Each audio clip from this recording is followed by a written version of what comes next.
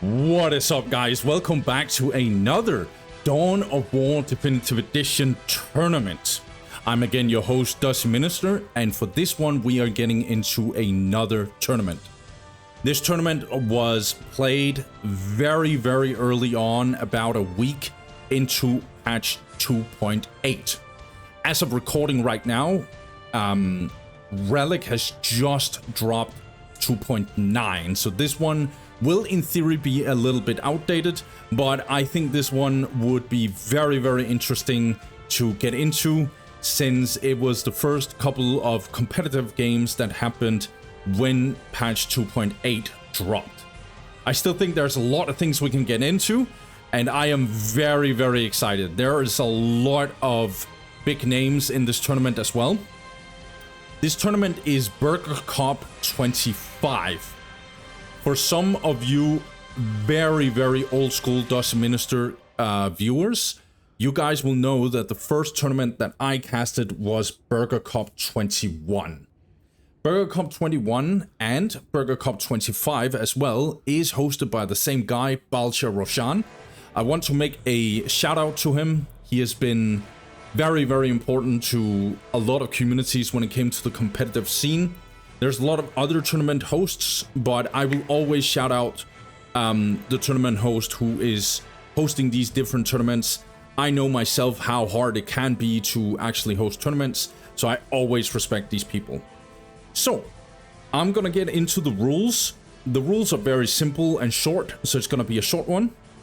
I'm gonna get into the map pool, and then after that, I will get into the bracket, and then we are going to watch the game. So if you guys just want to get to the action, or you want to get to the bracket instead, or you don't really care about the rules, or you want everything front to back, just know that I have timestamps below. Guys, let's get into it. What is up, guys? Let's look at the rules here. Now, it's gonna be a little tough because a lot of this is in Russian. I have pre-translated it, so I know what it says. But yeah, Balcha didn't put it in English. But to be fair to the Russian community, I, as an English host, don't write anything in Russian either. So it's respectable that it's just in the national language of Balcha Roshan. But let's get into it. So the first rule here states that very classic stuff. The winners bracket is best of 3, and the losers bracket is best of 1. The super final, the grand final, shall we say, not the winners bracket final, but the super final, is a best of 5. If you win the best of 5, or if you win the winners bracket final, you get +1 extra game. So this just means that you will be ahead, basically, in terms of the game. So we get into a best of 5, but the opponent who came from the losers bracket will be down 1 game from the get-go. But that guy from the losers bracket will get to choose the first map. So it's just a matter of it's a big reward for getting through the winners bracket final. Personally, I don't like this rule. I would like to give smaller incentives. I don't, 1 extra game, in my opinion, especially in a game of Dawn of War, is very extreme. But then again, I respect that this is a rule, and I understand it completely. I myself used to have this in the Dawn of War Soulstorm World Championship, so I completely understand this rule. Yeah, that's about it. It's basically just the format of this whole thing. There will be a losers bracket final as well. That one will be in a best of 3 as well. This is just the game settings. And then we have a map pool here. I will get into that later. So this doesn't really matter because it ties into what was said up here. So instead, I want to talk about this. So Balshir has this very interesting rule that I wanted to implement to some extent, at least, in the Dawn of War Definitive Edition World Championship. But there was a couple of things that I wanted to do different instead. But this is not a bad way to go about it. So you have two options. One, you can get one. You can get to choose two races, one primary and one secondary, and you get a ban. Or you can choose one race, but then you don't get a ban, and you have to play that race no matter what your opponent is, no matter the situation. Nothing can be changed. You have to play this race throughout the whole time.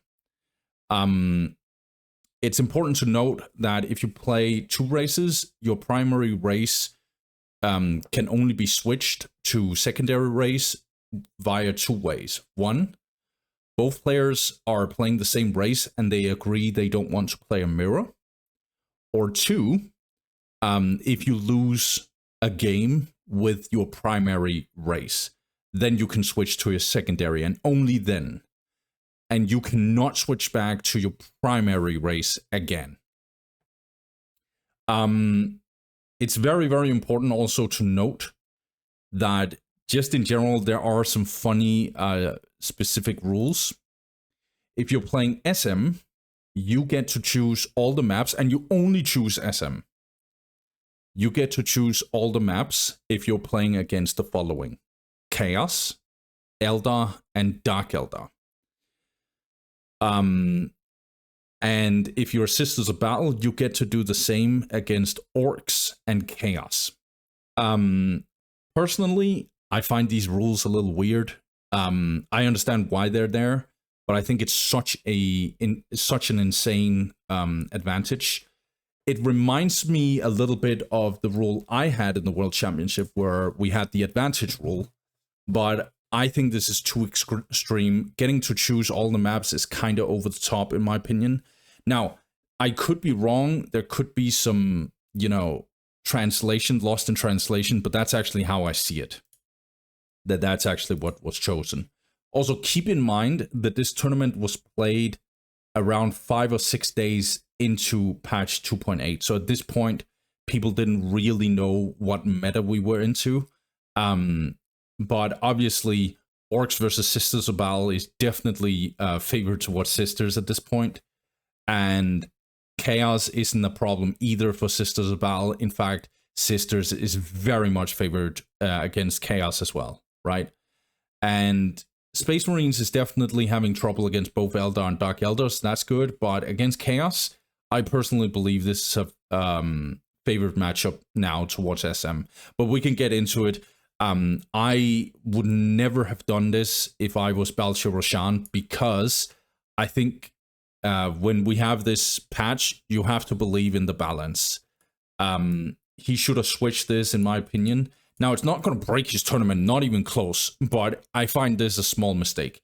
The above, with only choose one race and no ban, and choose two races with a ban, I think that rule is really, really, really freaking good.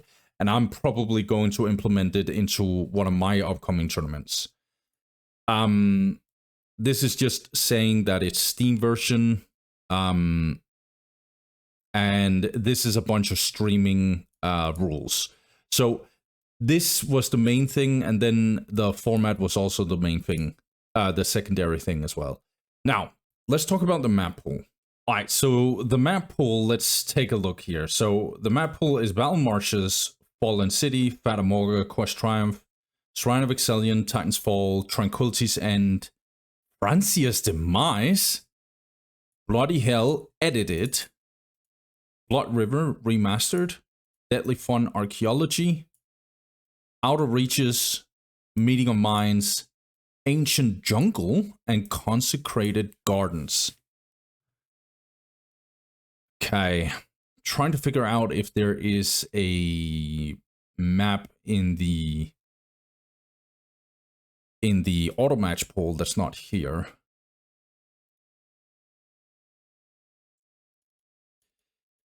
Well, even here, Emerald River is not a part of this. Emerald River used to be in the auto match pool, but at this time it was in the auto match pool, but Baltia just refuses to use it, and I understand it. In my opinion, it's a horrific map, balance-wise. There's some few races that has a real good time on it, and then there's some races that really suffers a lot on the map, and it's just bad design. So hey, it is what it is. So taking a look at this, it's a very big map pool. Francia's Demise is probably mostly to help Necrons, but the reason why I don't like Francia's Demise is because it'll help Eldar a lot. Eldar is very, very... everything with Eldar is very cheap for what they're getting. A very, very efficient army. And so playing on low points will just make it so Eldar will just thrive on these kinds of maps. I don't mind the map in isolation, but that's why I don't have Francia's Demise in here. I know some Necron players will enjoy Francia's Demise, but I really don't like this map. I even think it's horrifically designed, but obviously I'm excited to see, because I could also be completely wrong. I have not seen Francia's Demise since Baltia Roshan's last tournament that I casted, Burger Cup 21, and even there it didn't get played a lot. But yeah, let's have an open mind here, shall we? So these two here, the reason why they're called BM here is because they were made in the balance mod. So balance mod was at the time the mod where they focused the most on balancing the game, and on the side they also made some maps. And these two specifically, Ancient Jungle, I don't think I've casted a single game on this one, so it's going to be very, very interesting. I have on stuff like Cryptic Arcana and stuff, but I've not casted a lot on this one. Consecrated Gardens is the 5.1. This means there's 4 strategic points and a relic. Consecrated Gardens is kind of an interesting map. It's a long time ago I've casted on it, so it's going to be interesting. I think it's kind of a big map. Personally, I'm not a big fan of it, but I know there are some people out there who really like this map. Other than that, I find this map pool to actually be kind of balanced. There's 15 maps. This usually is bad sign for weaker races, but at this point we had a balance patch, so it's kind of, maybe it's not as problematic here. We have all the 5 or 6 point maps. That's very important. Meeting of Minds, Quest Triumph, and Shrine. This means that Necrons will have some issues here, but Necrons also have Francia's Demise, and they also have Titan's Fall, meaning that they can get through the worst of all this. Outer Reaches is also in here. Really, really good Dark Hilda map. If I'm looking at it, this seems like a balanced kind of map pool. There's a lot of like standard kind of middle of the road in terms of balance kind of maps, meaning that there's no map in here where I'm like, this is very, very bad for balance wise, because in this tournament you'll be able to cross out maps. Baltia also says it somewhere here that we will have a cross pick. I'm not going to explain the cross pick because you guys probably already know, watching my tournament videos, what it is. Long story short, it's basically just a banning phase where you get into the map, a map pool, and then 2 guys are tuning in on a website, and then they just cross out, like banning all the maps until you only have 3, 5, or 1, based on if you're playing a best of 3, a best of 5, or a best of 1 respectively, right? I'm very happy that Deadly Fun Archaeology is here. I really like this map. I'm very happy that it's now in 2.9 in here. So, really good map pool overall. I would like to not have these balance mod in here. Although Asian Jungle, for what I've seen, is pretty good map. I'm not a fan of Consecrated Gardens. But obviously this is just my personal taste. Yeah, so let's just get into it, man. Personally, I don't like Fata Morgana. There is a huge amount of people who really like Fata Morgana, but I'm not one of them. And I guess I can explain it one day. But guys, without further ado, let's get into the bracket. All right, guys, so let's get into the bracket here. So on this bracket here, we got a lot of very, very strong players. We got a Redemption Arc, aka All Seeing Eye, probably the best SM player we have on the server currently. One of the best of all time for sure. He's going to go up against Den Superman, very strong Necron player. If you guys have watched a lot of my games on my channel, you would know who this player is. Den Superman doesn't play the game a lot, but when a tournament shows up, he shows up, and he has a tendency to be a very up and down player. There are moments where Den Superman is getting very far in a tournament, and you're just sitting back being like, damn, he's just really, really like one of the best Necron players there is. And then you see him in other tournaments, and then he's not performing super well. But overall, on average, very strong Necron player, in my opinion. He always has a tendency to like do surprises. Let's see which side of the surprise we're getting here, though. If this is the best Den Superman we got, All Seeing Eye needs to be careful, even in this matchup for sure. But yeah, we'll see. Got Bogig, Kotofan. Kotofan is the same guy as ACC. Guys have seen him in Westerners Invitational, for example. Levdev, I think that's how you spell his name. Pretty good IG player. Horus, I'm not sure who this guy is, but we also got Aurelia. Aurelia? I think I'll call it Aurelia. This is the same player as Deco. So I'm gonna call him Deco. Deco, our Dawn of War Soulstorm World Champion in 2024. Very powerful Eldar player. As far as I can tell, he has not signed up as a specific race. So I might have to check which races he has chosen. But we'll see. He's going up against Fov, though. Fov is a SM player. Very strong SM player, I would say. Not completely over the top strong SM player, but he has improved a lot. First time I started casting Fov was also when he was called Side. He was called Side in BAD Cup 3, I think. Got a couple of other really strong players. We've got Yang Wen Li. Yang Wen Li is a Dark Elder player, very powerful Dark Elder player. I'm not going to spoil if you have not watched the World Championship for Definitive Edition. But yeah, he performed really well in the World Championship. A very, very powerful player. Alpha Legion, powerful Chaos player as well. Super strong Chaos player, actually. Definitely not Dantist or Scouty level, but he's the level below that, and that's already very high level. Got Monere. Not sure who this is. Ferempi. We got Ferempi in here as well. Yeah, Ferempi is a pretty strong IG player, I would say. Right now on the server, he's top 3 on the whole server. So he's no joke of a player. We got Alexian, and we also got El Bandito. So we got a lot of pretty strong players in here. It's going to be exciting to see. But we are first going to look at this game right here. So for this video, we're going to take this whole section, and it's going to be the journey to the quarterfinal. So this one is going to be the quarterfinal. All Seeing Eye versus Den Superman is what we're going to start with. Then whoever wins here will go up against Alpha Legion, and we're going to watch that. And then we got Nerify. Chaos versus Monere. We're going to watch that last, and then we're going to watch the actual quarterfinal. So guys, without further ado, let's get into it. Let's start with an absolute banger. All Seeing Eye versus Den Superman. Let's go.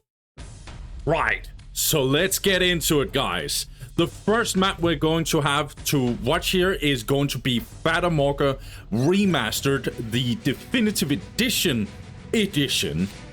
And on the top side, we got Den Superman. Den Superman, he starts as Necrons, and he goes for 3 of his Builder Scarabs. We'll set up a bunch of his Plasma Generators, and he's placing them close to this point so he can build an obelisk to protect this whole area. with the Willing Death. He's also going for... Okay, so he is going for 3 Scarabs, 1 Necron Warrior, Scarab, Necron Warrior. A little bit early on Necron Warrior, don't want to go for all 4 Scarabs to be able to just get some defenses. On the bottom side, we got All-Seeing Eye. All-Seeing Eye, he is... Yeah, okay, so I know what he did. So what he did was he went for Scout, Servitor, Scout, goes for the Chapel Barrack, and will go for the Generator, Force Commander, and obviously he has 3 Scouts in this one. Very eco-heavy opening. Very eco-heavy, in fact. This opening is very, very greedy, in my opinion. But you can do it against Necrons, and on Fata Morgha I kind of understand it because the harass ability is not really good on this map, and it's not as easy to capture these outer points because they're relatively tight with the rest of the map. So I understand if he just want to get some good eco via his own base. All-Seeing Eye, I've said this a million times whenever I cast him, but I just keep on repeating it because apparently people just don't remember when I say it. Yes, I am dead serious when I say it. He is one of, if not the best Space Marine player we have currently. Absolutely the best, I think. He's always on top of the relic ladder as SM. Consistently, he has 1800 plus of MMR, which is insane considering how weak SM used to be. But he is always on the very high end when it comes to SM. He's on the move, trying to capture this point. No contest from Den Superman just yet. Den Superman is very eco-heavy, by the way. Like, he's already close to finishing his plasma generators, and he's capturing, and he did not go for all his Builder Scarabs. He has 3 points. Yeah, he's very eco-heavy. He's gonna get punished a little bit, because he's not gonna get this listening post here. So, good move by All-Seeing Eye so far. Good shots on these Necron Warriors. Don't want to take the fight just yet, otherwise Force Commander is just gonna get 2 good damage off. But now that there's 2 squads, it's gonna be real good. Summoning Core coming in. Necron Lord also coming in. Plus 86 to plus 10 for All-Seeing Eye. He has upgraded 1-2 listening post. And now he's going for his Space Marine. So he has 2 LP2s before he goes for his first TSM. He will go for his second, I assume. Yes. Again, more. Okay. Then Superman is going very eco-heavy.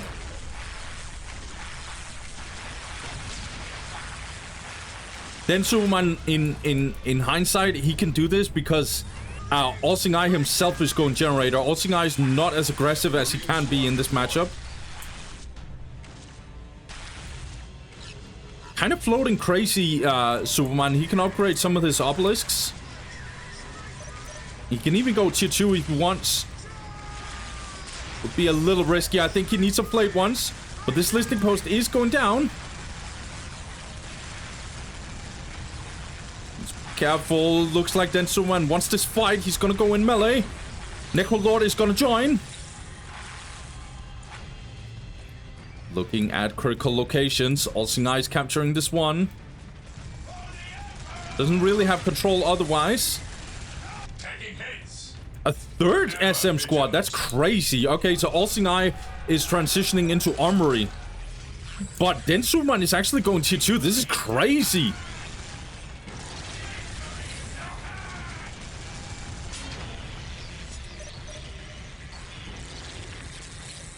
This move from Den Superman is really greedy, but he can get away with it. It's a very smart move by Den Superman, I'm not gonna lie.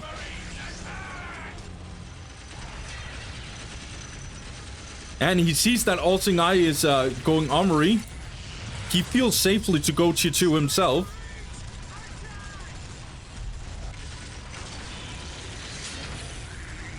Just need to be careful that All Seeing Eye is not gonna do a heavy engagement, but then Superman smartly disengages. He needs to get out, though. He cannot stay here, otherwise he's gonna lose too many Necro Warriors. Needs to disengage immediately, then Superman. Necro Lord have HP. That's so many members. He gets out, then Superman. That's really, really good. And now some Flayed Ones who has extra HP because tier 2 kicked in. Oh, poor builders. Again, these obelisks has not been upgraded. This is kind of a mistake from then Superman, I think. And now Greater Summoning Core coming in. And he still has all his Necron Warriors then Superman, so he can get the Disruption Field going. Get some pretty good upgrades on him. He's even going for a 4th squad. I really dislike the 4th squad from the Monolith. Just across the board, I think it's a bad choice. Just go for the Tomb Spider instead and get Necron Warriors through that. Okay, good Whirling Death. Tier 2 has come in for All Seeing Eye, so this armory was kind of in vain. It's not going to be able to do much. Gonna get grenades. Power Swords. And Superman has kind of gotten away with murder. I ain't gonna hold you guys. He's in such a good spot, dude. Tier 2, no problems getting tier 2 whatsoever. He kind of completely out-macroed All Seeing Eye, in my opinion. But it's not over yet. All Seeing Eye is not the type of player you just mess around with and think that it's GG. All Seeing Eye is gonna go for the missile launchers. He's expecting destroyers. And he is correct. Destroyers are coming in. Very strategic, very macro heavy game. Sacred Artifact, yes. Chaplain. Will Librarian come in? 97 to plus 30. And we get Grey Knights. Not amazing eco from All Seeing Eye. In fact, it's kind of underwhelming. He only has one critical location. Now the Destroyer's coming in. This Scout Squad needs to run. It cannot stay here. In fact, they might actually die off of this Destroyer. Scouts in position. Yeah, All Seeing Eye is going to lose the whole thing. Going to try and double down on this, but he's not going to make it. Apothecary is coming in. Apothecary got buffed by 100 HP. Basically, that's it. But now All Seeing Eye is going to do a little bit. He's going to throw down the gauntlet. He's going to go in. Oh, then Superman, you need to teleport back very, very quickly, because otherwise All Seeing Eye could just focus this Summoning Core. If he focuses this Summoning Core, it goes down. You cannot teleport back. In comes the Grey Knights as well. 2 Destroyers down here. What will then Superman do? He will respond. He is going to teleport back. In comes the Flayed Ones. And in comes the Destroyer. This is very good situation so far for then Superman.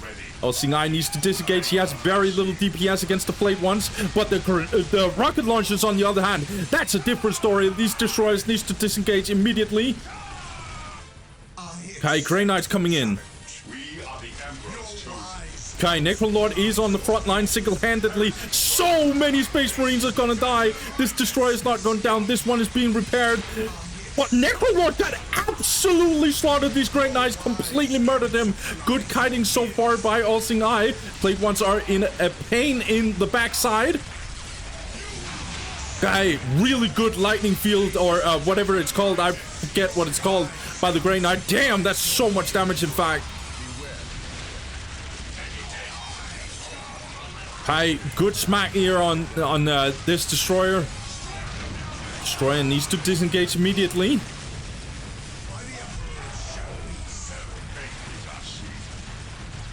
Okay, that's so much damage gone down on All Seeing Eye. Look how much he has lost.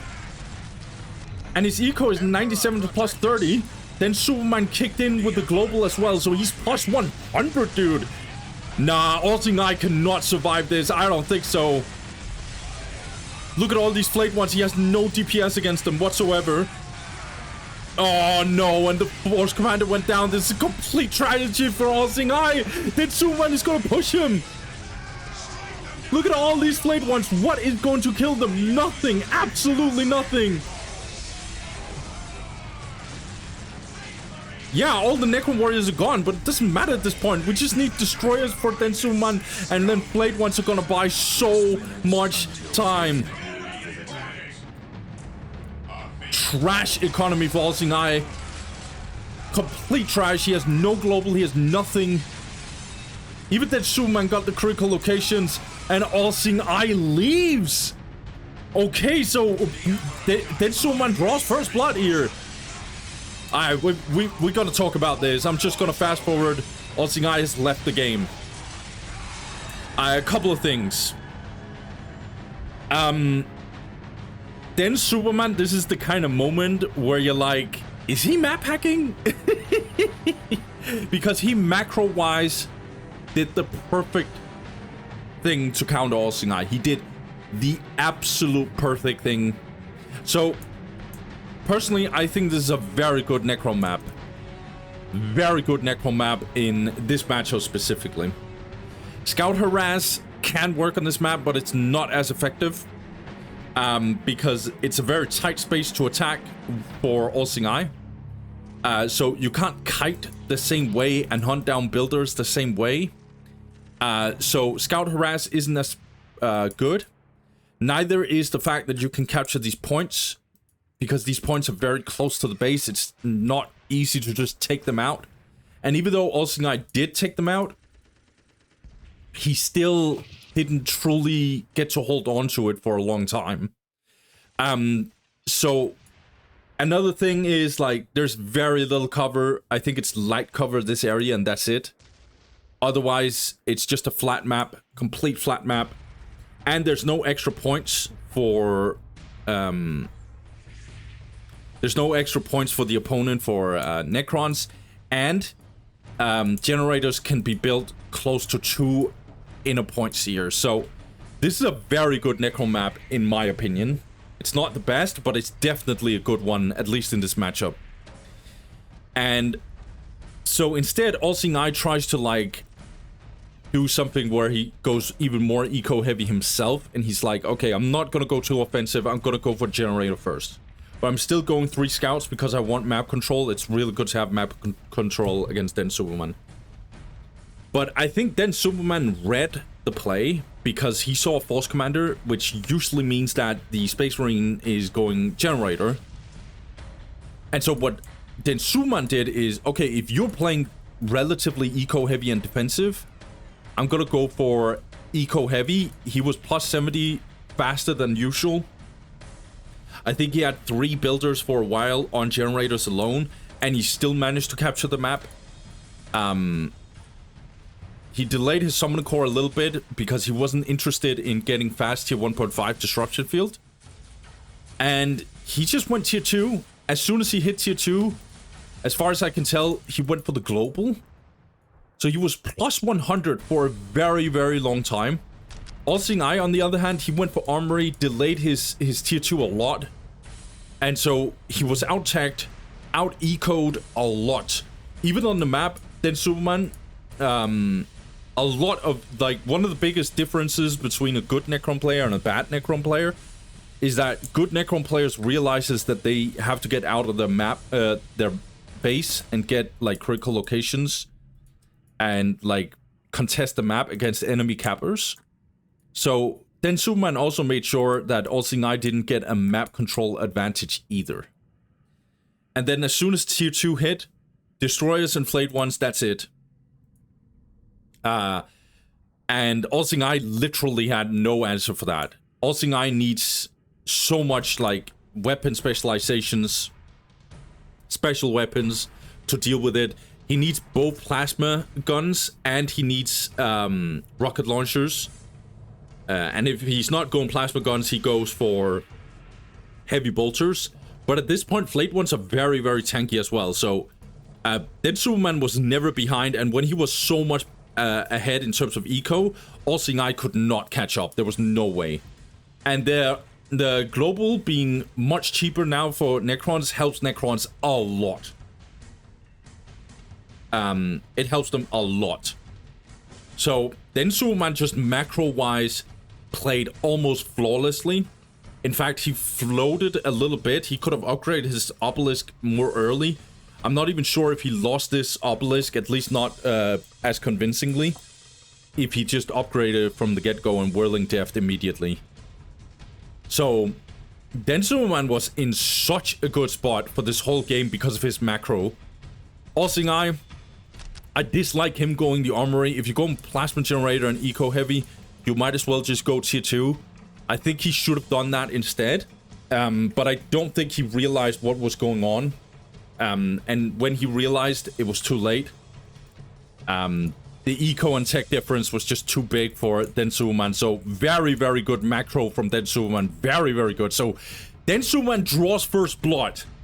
Let's see if he's gonna 2-0 All-Seeing Eye, because if he does that, that will be completely insane and crazy to me. So let's get into it. Game 2, Densuman versus All-Seeing Eye. Let's go.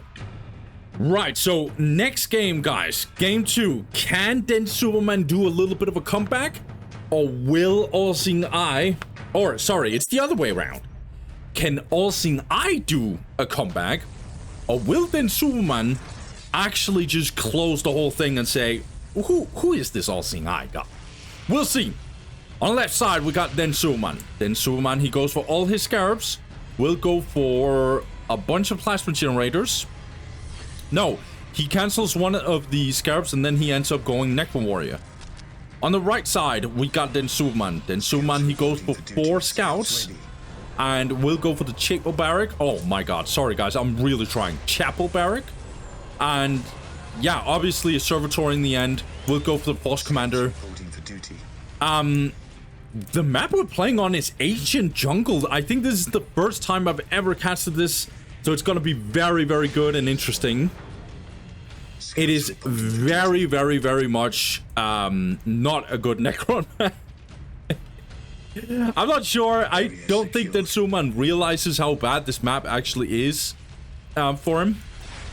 1, 2, 3, 4, 5 strategic points on each side. And there are 3 critical locations.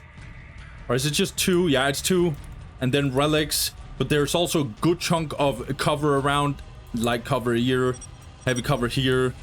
I have a feeling that Densuman is realizing and he's now complaining. But yeah, this is not a good Necron map, period. Just period. And now All-Seeing Eye is going to do some pressure, already pushing up. We're pushing, doing some capturing here.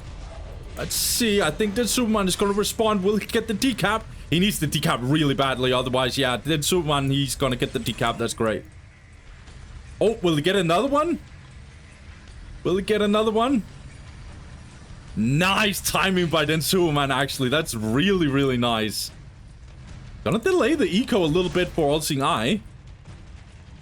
But it's still amazing economy for All-Seeing Eye. He's gonna get some Space Marine squads out.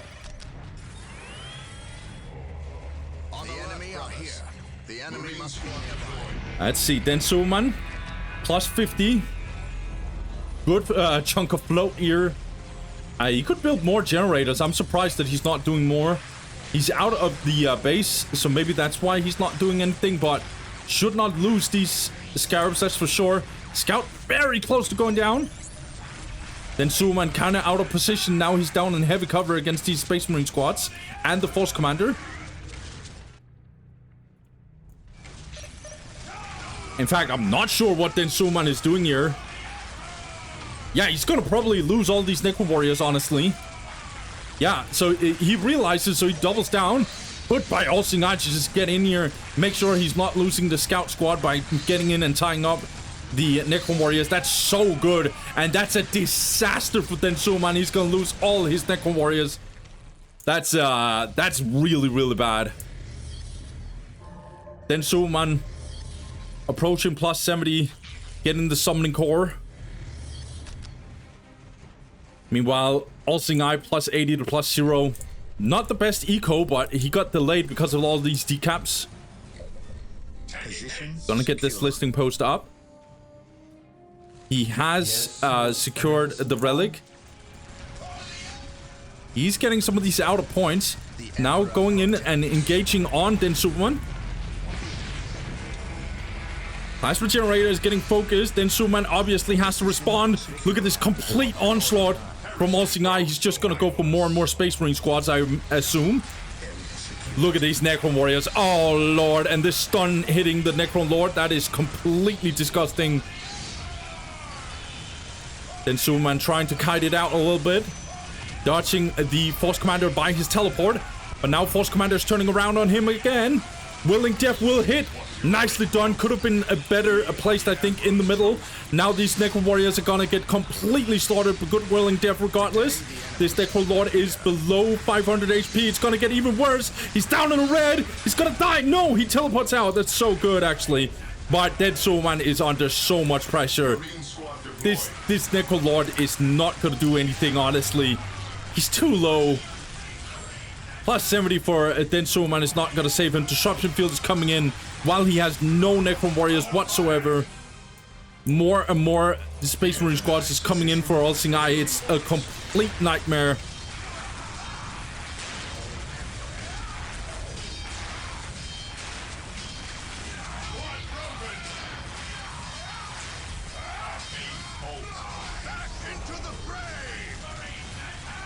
Now Builder Scarab's completely getting slaughtered. While the enemies of the Emperor still draw breath,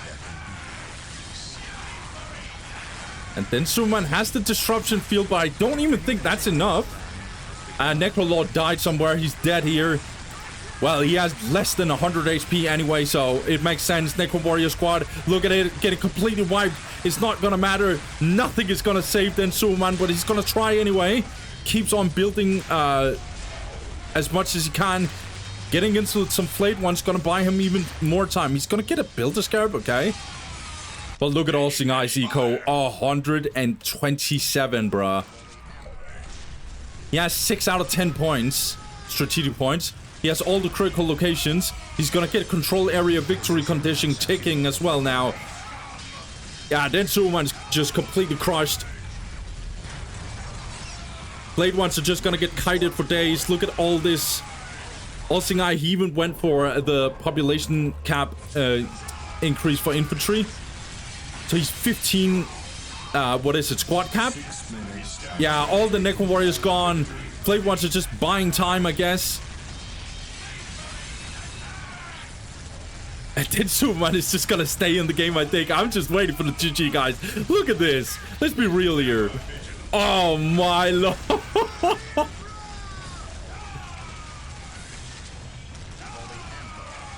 Summoning Core getting focused. No?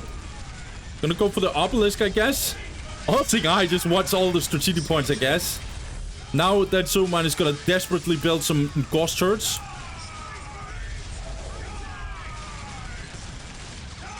Okay, decent pathing actually.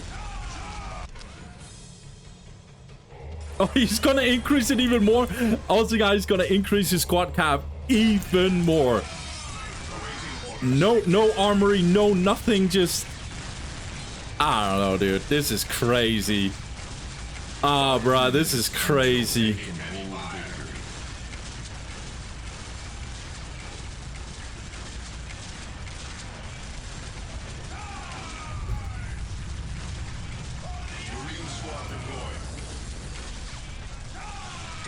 Plasma Generator is gonna get focused. Look at all these Space Marines.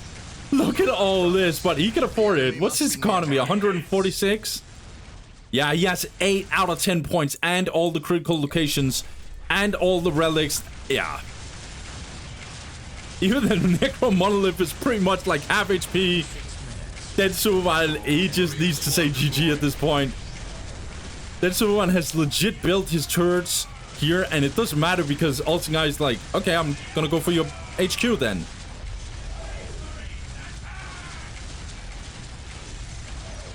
This is the type of game you want to fast forward because it's just completely absurd, but Dust Minister is not doing any of that when he's casting tournaments. He's gonna watch the whole thing.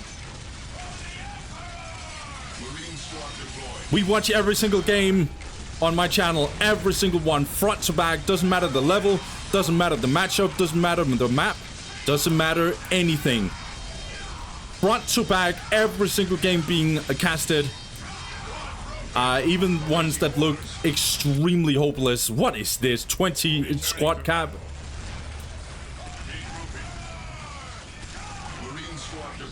Yeah. I mean, we got a decap from Densu, man. He's still in here, guys. Oh my god. Oh my god. Oh my lord. Oh my god, this insanity. This complete insanity. Yeah. I don't know, dude. Let's just move on. I have nothing to say. Densu, man, next time do your research. Don't pick maps like this. Just don't. Really cool map though, but Necron map? Nope. That's for sure. There is some negative cover, but like the negative cover is rarely used. It's very much on the sidelines. And it's even inconsistent regarding like it's like no wait, there is negative cover on both sides. Okay, so it's not, it's even distributed actually. It's just different animations. Yeah, this is not a good map. Let's just move on, guys. Or it's not a good Necro map. It's a hella good map actually. Guys, let's move on. Game 3, let's see. Will Densu man try and like get a better map and wrap this one up? Or will All Seeing Eye just say that first game was a fluke? Let's see. Game 3, Densu man versus All Seeing Eye. Let's go. So here it is. The deciding game to see who is going up against Alpha Legion. The deciding game between Den Superman and All Seeing Eye. Let's go. On the top side, we got All Seeing Eye. All Seeing Eye, he starts as SM as usual. Will go for 4 scouts and a servitor cap hull, a barrack. And yeah, that's going to be his opening as far as I can see. No, he actually switches his up. So he goes for Scout Marine and then Servitor Scout. On the bottom side, we got Den Superman. Den Superman, he is going for all his Scarabs so far, and then he's going for Necro Warriors. No, he switches it up. So he does the exact same thing as he did on Fata Morgana. In fact, he has 3 Scarabs building his plasma generators instead of 2. Usually a sign that you want to go a little bit extra eco. Especially considering... Oh, yeah, as you can see here, he also switched. So the first Scarab that got out is fully reinforced as of now. So it can build on this generator after it has finished this one. Because this one, until now, has not been reinforced. And it's more efficient build time-wise to do this. A little bit of a trick for... As you can see, he keeps on doing it. So he pushes his one build the Scarabs to the side. This is very eco-heavy, by the way. No map control, nothing. Just Scarabs building generators. He's approaching plus 70 already. That's very, very early. See, All Seeing Eye. No generator this time, though. So it's the exact same opening on Fata Morgana, but no generator opening this time. I think that's good. The map we're playing on is Consecrated Gardens. It's definitely a less good Necron map. I kind of get Fallen City, or not Fallen City, Titan's Fall kind of vibes about this. But the maps, or the points are way more spread out, actually. And there's no thermoplasma slag deposit. So maybe not too much, but it's kind of a big map, very big map.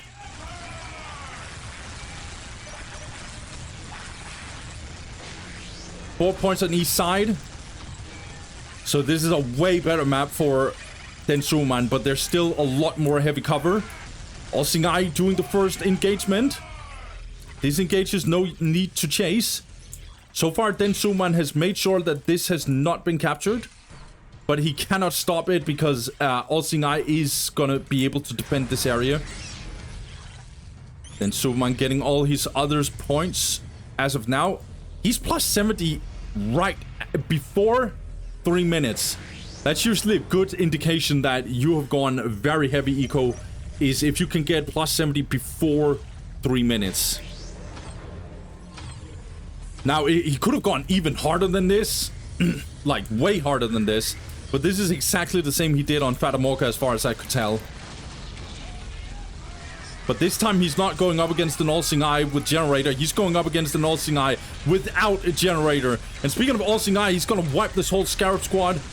This Obelisk is not going to get finished. All-Seeing Eye has his whole map. But does get disrupted over here. That's very, very good for Densuman. He stops the bleeding. Let's see, though. Again, placing the Summoning Core here on the outer side. I don't know if I'm a fan of this. He did the same thing on Fatamorca, by the way. Oh my god, he didn't finish it. Densuman did not finish the Summoning Core, so this means that he's out of position. This is a complete tragedy. He needs to rebuild it or finish it. Okay, he finishes it here, I think. Oh, I'm not sure if it actually got finished. I know it's not full HP. Speaking of finish, this Plasma Generator is going down. The Summoning Core did get finished, but this Plasma Generator going down like this is a complete tragedy for Densuman. He's gonna take the fight anyway. He needs to take the fight.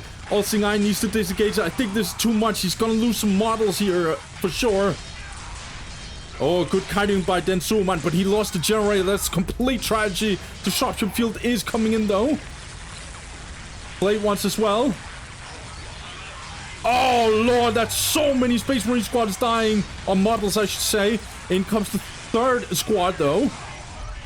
And needs to disengage. Flate one's coming in though. Oh, All-Seeing Eye's gonna lose so much. It's to the point where I'm not even sure if this was worth. But it's still worth. It's definitely still worth. Plus 60 for Densuman is horrific. That's really, really, really bad. All-Seeing Eye 98 to plus 0. He has 5 points. 5 strategic points, I should say. 1, 2, 3, 4.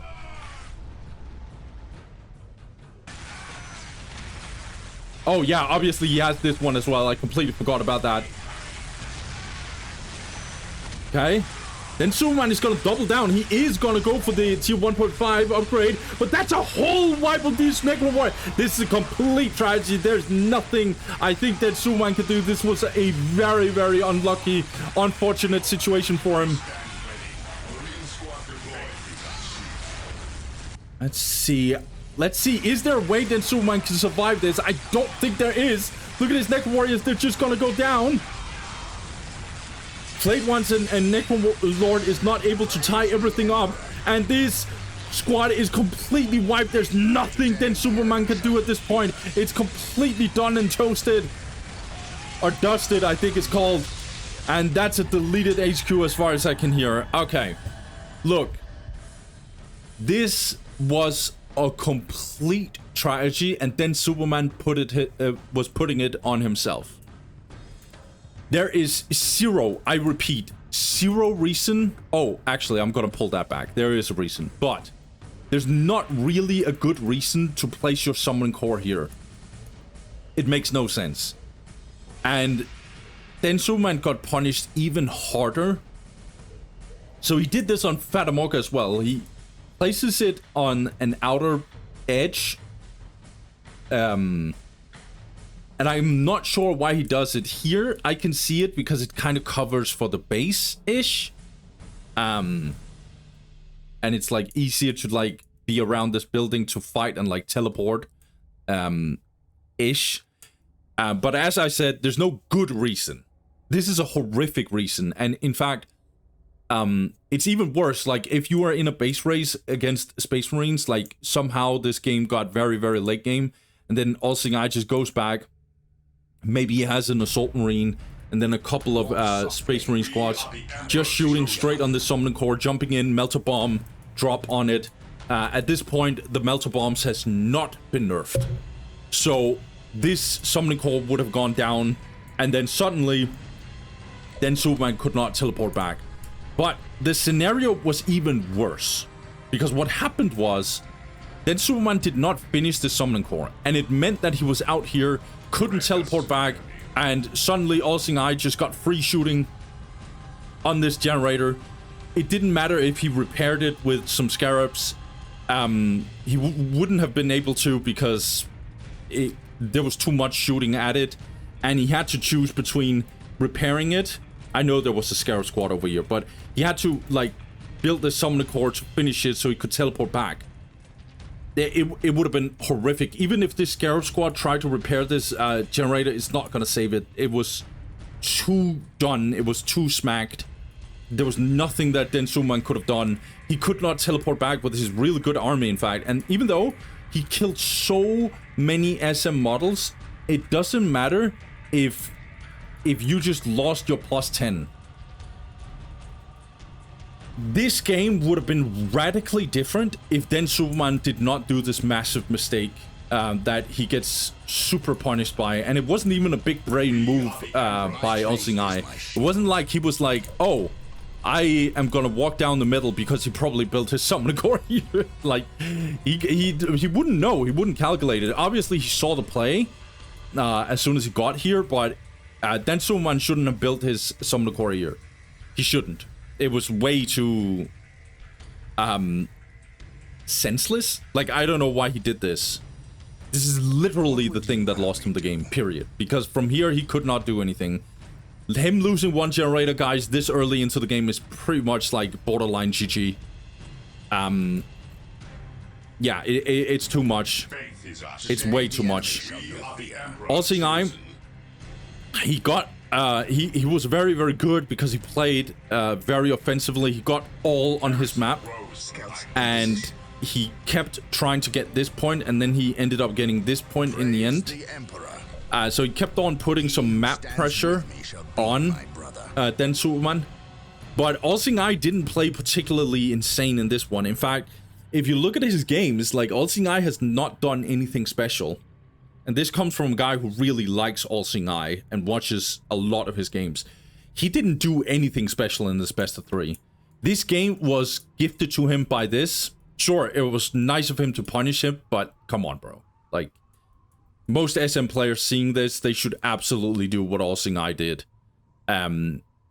Even lower MMR players would have done that. And, I mean, Ancient Jungle... That's an anti-Necron map. And then the first game, Olsing lost. So, I'm not sure. Olsing is going to go into Alpha Legion, and I am not sure if he's going to have a good time against Alpha, because Olsing has not proven anything special to me. Densuman, it's funnily enough the same. Densuman didn't get to truly prove himself. I think game 1... he completely outplayed Olsing in terms of macro, which was very smart. Here, and in the third game, he just made this very dumb mistake that made 0 sense.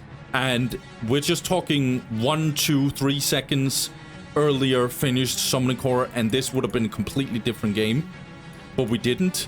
And Densuman could not do anything. He was just done from here. So he didn't get to prove much in game 3, and then game 2... I mean, we're playing on Ancient Jungle, so this best of 3, believe it or not, did not show truly anything of these players so far in this tournament, how they're moving and how they're doing. So we need to see more. And speaking of more, let's get into that, guys. Alpha Legion versus Olsing. Let's go. Okay, guys.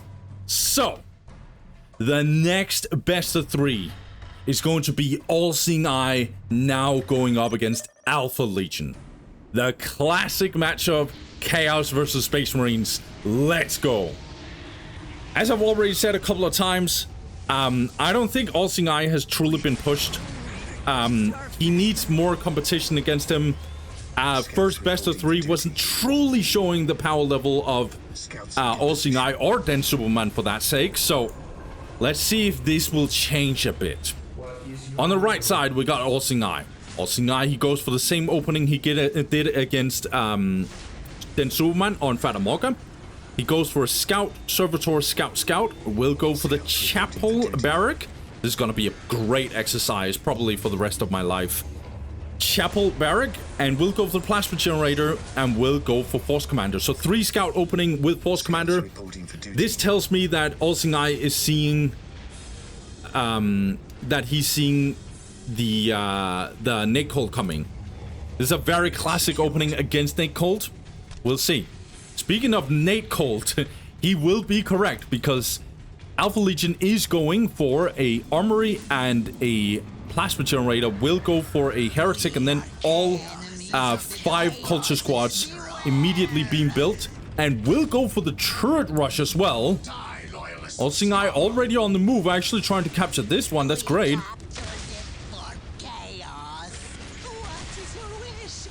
Alpha Legion already going in. All Seeing Eye, he's not happy about this. Let's just be real. Netcall did get radically nerfed. It is still viable, but it's definitely not as impactful as it used to be.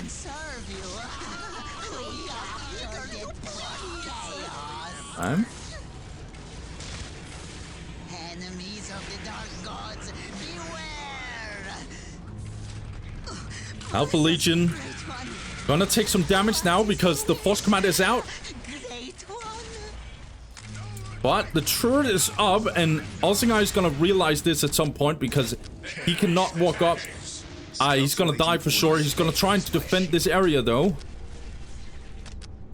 Compared to the situation, this is a very good situation for All Seeing Eye, given that he's completely being denied this area. But he still went for this in the first place anyway.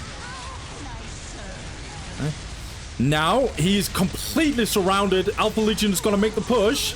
He's going to go focus these scout marines first. Meanwhile, this Force Commander is just going to go completely apeshit. Just going to focus all of these cultists. Scouts needs to run. As you can see, they're not dying to the same degree in any way, shape, or form, actually. All Seeing Eye gonna go down on light cover so he can do something, try and kill some of these cultists.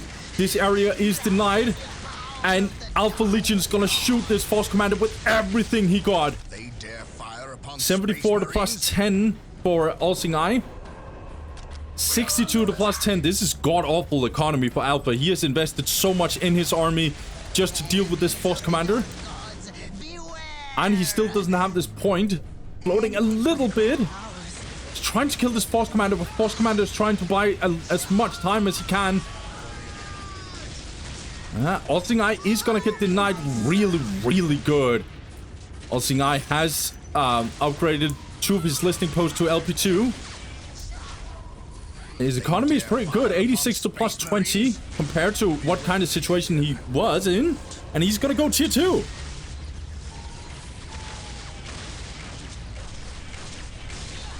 Skull Probe is in, looks like it's stealth. I think no, it's not stealth. And the Force Commander went down very, very good for Alpha Legion. He did, however, invest a lot in doing that.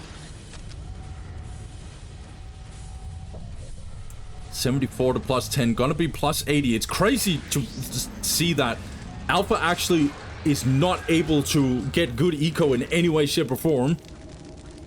Meanwhile, All Seeing Eye, he has better eco, and he's going tier 2. It's gonna change a lot because he's gonna lose the map now. Okay, a little bit of a catch. Yes, my lord. As you can see, Netcall doesn't deal the same amount of damage in any way, shape, or form.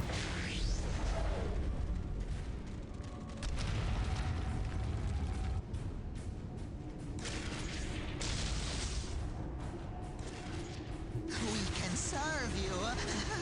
We are eager to please. We captured it for chaos.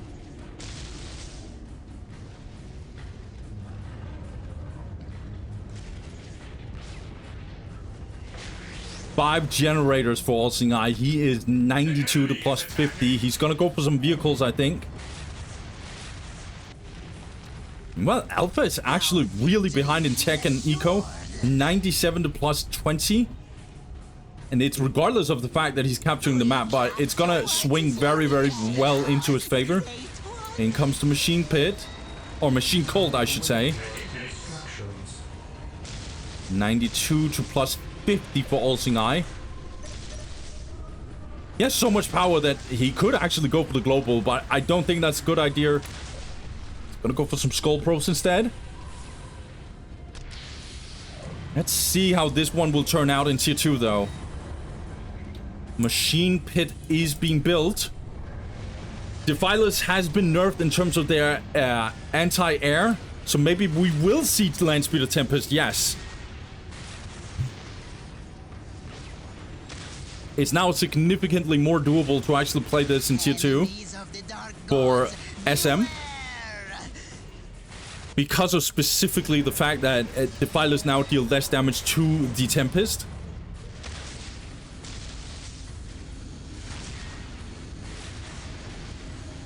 Also, Sacred Artifact has been built. Oh no, we're getting the Nuclear Bomb Librarian, one button man, just one-shotting Cultist squads for days. Olsingai needs to disengage. He should realize by now, he does. Okay, 6 out of 10 points for Alpha Legion. His economy is closing into being insane, especially in Requisition. It's closing into being very insane, actually. He's gonna get 2 generators on top of it. He has such good economy, actually.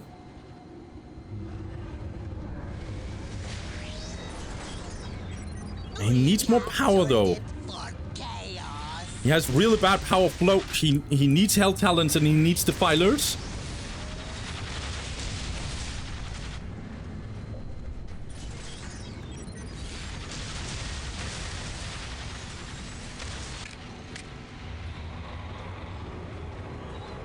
Sacrificial Circle for Horus. 6 minutes. Olsingai's problem is definitely that he is so behind in map control. It's crazy. He has the better army currently, way better army currently. But how much time does he have? Because Alpha Legion is gonna get some Defilers and he is gonna get some Horrors, I assume. Librarian coming in will get a pretty bad smite, actually, compared to what we know this guy can do. If he placed it correctly, he might as well wipe 3 squads. Hey, interesting move by Olsingai. Want to secure this area. Can upgrade this to missile turret. Under fire. The enemy is attacking.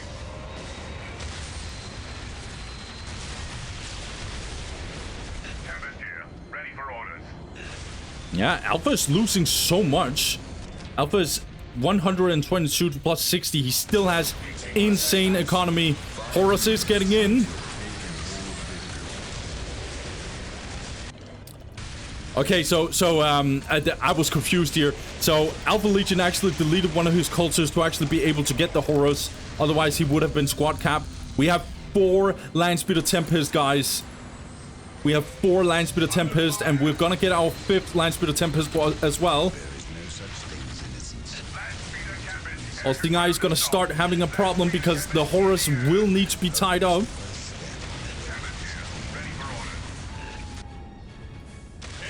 Alpha Legion putting on some pressure on both sides. Skullprobe is trying to get in. Want to stun the turret. Olsingai should get in so he can actually destroy the turret. And he does. Good gameplay by Olsingai, but he's going to lose his Librarian. That's not too good. Again, some more Horrors. Alpha Legion is coming in on... he's coming online now. He's going to go for more Defilers. Chaplain will get in, though. Try and tie up some of these Horrors if he can. Needs to repair these Land Speeder Tempest. Should also focus these Horrors if he can. Turret instantly goes down. Alpha Legion is ramping up his army. He has such good economy. He had such an insane economy for such a long time. And it's gonna bear fruit now. Olsingai has tad better economy. No, he has worse economy, actually. Went for the Grey Knights. We'll go for the Aspiring Aura and the Force Commander as well. But this army composition from Alpha Legion is looking worse and worse. Alpha is not playing around at this matchup.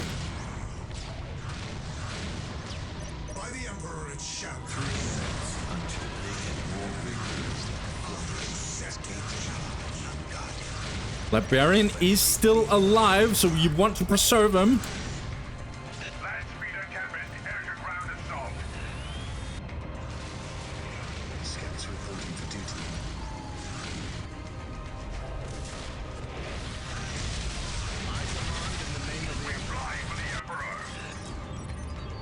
Stands with me shall be my brother. Faith is purest when it is All-Seeing Eye needs to back out. His chaplain is very, very, very low. Look at all this damage being dropped. Nice snipe from one of these defilers. Even though the air damage is significantly worse, it still doesn't change the fact that they can still deal significantly good damage against the air units. Looks like All-Seeing Eye is taking this fight. I don't know about this one. Nice nuclear with the smite though. Okay. All-Seeing Eye wasn't trying to take the fight. He was just trying to like get in and see if he could kill some of these guys. That's really, really good actually. Alpha Legion keeps on spamming defilers. He knows what he needs to do. 6 defilers on his way. That's crazy, dude. Armory finally being built from All-Seeing Eye. He didn't need the armory for these land speeders because of the change of rockets no longer needing armory. Really good buff if you ask me. Okay, Dreadnought now being built. Tad cheaper in terms of requisition cost. All-Seeing Eye wants this to get some frontline maybe. Maybe he wants to do a backdoor, I'm not sure. Oh, these defilers are starting to become a problem. Trying to get some more and more missile launchers. Somebody needs to deal with these defilers. More and more horrors will get in. All-Seeing Eye trying to hold on. Change being dropped. Good damage on this listening post. Gonna go down. All-Seeing Eye gonna focus this builder first, and then he's gonna go for this listening post. But look at this. All-Seeing Eye is just slowly but surely losing in this light cover. These defilers are just too much for him. There's so many, dude. See how much Alpha is gonna do about this. Okay, nice smite once again from the Librarian. Alpha is not gonna let this happen, I think. Oh, All-Seeing Eye should focus this sacrificial circle if he can. He's wobbling a little bit with this. Yeah, he should go all in, I think. He wants to run instead. He's afraid of the horrors, I think. Meanwhile, All-Seeing Eye is now going to push out on this side. He's not going to get the sacrificial circle, actually. No, he's not. He's going to lose so many Land Speeder Tempest. Oh, no. All-Seeing Eye is kind of falling apart in this one.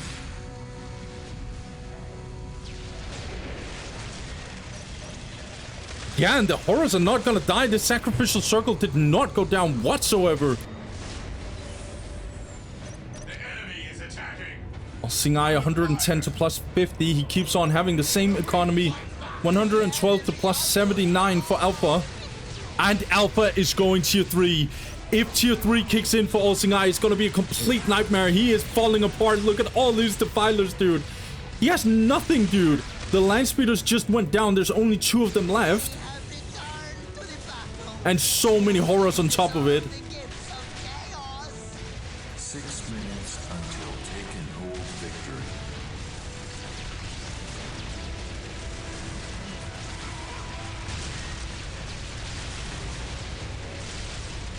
Yeah, All-Seeing Eye is gonna lose everything. He's gonna get into this fight, I guess.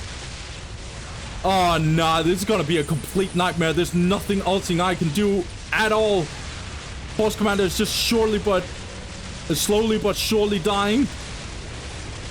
We still have 5 defilers up. And this one might actually go down though, but look how many Space Marine, it's hard to see, but look how many Grey Knights, look how many Space Marine squads is dying. All-Seeing Eye has pretty good economy, but his army is just gonna fall apart. All-Seeing Eye has lost his Force Commander as well. Now the Grey Knights are just gone. There's just too much firepower from Alpha Legion. I think he's taking it. Yeah, All-Seeing Eye just lost everything. This fight is not his. He's not gonna win this. Man, All-Seeing Eye leaves the game. So Alpha takes the first game. Yeah, I don't think All-Seeing Eye should have lost this. I'll just be real. I think the early game was very aggressive from Alpha. He played really well. But you saw how he got punished. Unlike the old Nate Colt, where you could just get everything. You could get eco, you could go aggressive, you could play defensive, and you could fast tech at the same time without sacrificing any of those variables. You can't anymore. As Nate Colt, you need to make a choice. Do you want to go aggressive and try and like deal a lot of damage and like get the map and stuff?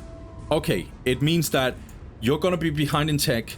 You're gonna be a bit behind in eco as well, because you cannot build LPs as fast as you want. Therefore, you're also gonna be behind in eco and plasma generators as well. And you can't just go fast tier 2 either. All-Seeing Eye, yes, he lost the map and he lost his force commander, but he was so much ahead in tech.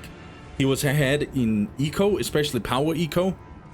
And he went for the Land Speeder Tempest, which I found to be very, very smart and very good. I don't know if the Librarian was useful though. Librarian, yes, he kills a lot of cultists, but that's literally it. I would rather see him do, if he wants to go more aggressive, he should probably like he should probably get some assault marines or something to tie up these horrors. And make sure that you don't get into a situation where there's this many defilers. Like, as soon as there were 5 defilers and it went beyond 5, it was just completely unbearable for All-Seeing Eye. It didn't matter what he did. He needed to kill the defilers, and it's just not possible. The AV from Space Marines deals very badly with the tier 2 of Chaos from time to time, because Land Speeders gets chunked by Horus, and so therefore you need rocket launchers. But rocket launchers are inconsistent because they're getting disrupted by defilers, and that's a little bit of an iffy tier 2 for All-Seeing Eye. But All-Seeing Eye's Land Speeders, if you can tie up the Horus and then focus the defilers, you have a good case. Alpha Legion was also good at like getting them in the light cover, which also helps, obviously. As far as I understand, I don't think defilers or vehicles actually get anything truly out of being in the light cover, as far as I remember. But it was still a good position for everything else of his army composition to be here. So All-Seeing Eye was just on the back foot 24/7 this matchup. And I think that, yeah, Alpha just had a really good game. He played tier 2 game way better.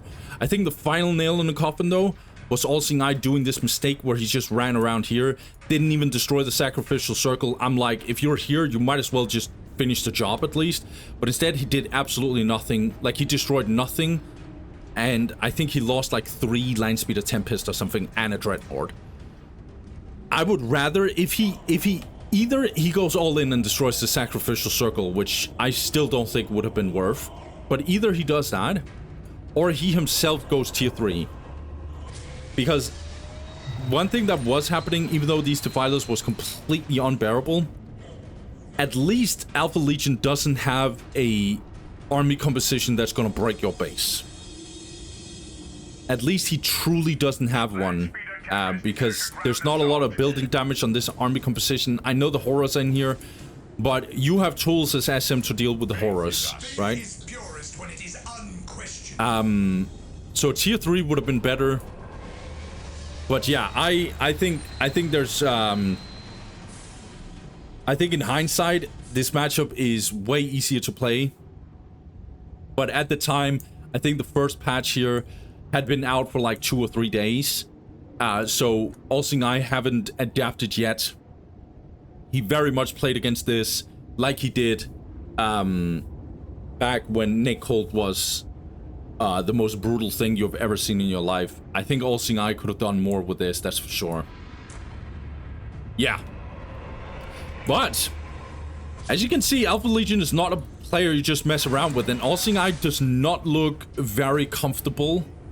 All-Seeing Eye should be able to perform better than this. And again, question mark, is All-Seeing really not the level that he should be? We need to see more, but we're gonna see that more now because we got game 2 between Alpha Legion and All-Seeing. Will All-Seeing get 2-0'd, or will he actually turn it around and get a reverse sweep? We're gonna see, but first we need to see game 2. Let's go. Alright guys, so for game 2, All-Seeing's loser's pick is going to be on Meeting of Minds. Let's see if All-Seeing can push back, because there might be a case where he has met his match. So, on the left side, we got All-Seeing. All-Seeing, he goes for 4 scouts and will go for a servitor. Will also go for the chapel barrack, and will obviously go for the force commander if he does this kind of opening. On the right side, we got Alpha Legion. Alpha Legion goes for a plasma generator. In fact, he goes for 2 plasma generators. No signs of an armory yet. No, he's fully reinforcing his cultist. So this is just generator cultist opening. Very, very aggressive opening, but still good heavy eco. But there's no Nate cult for this one. So it's going to be very interesting to see how Alpha Legion is going to play this out. Meeting of Minds is a pretty good map to do this on. Let's see. All-Seeing does have a decent opening against it, to be honest.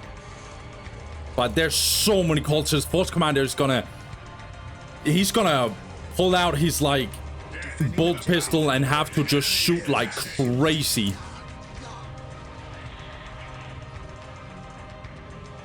Okay. Oh, Alpha stopped the Force Labor. Alpha is on the move. Gonna attack on both fronts.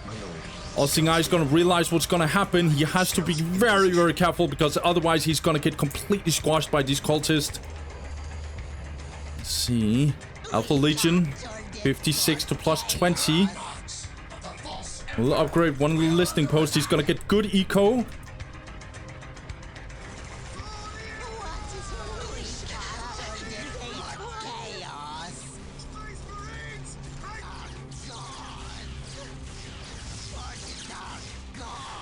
Yeah, listing post will be built. Servitor needs to be very, very careful. This is a lot of damage to him. He's gonna die, but he's gonna finish this listing post. And what do we have here? All-Seeing is gonna go all in on these cultists, actually. He's gonna reinforce his scout squads. 1 member each. And the Force Commander is also in here, so these cultists needs to run this too much. One Servitor needs to be rebuilt.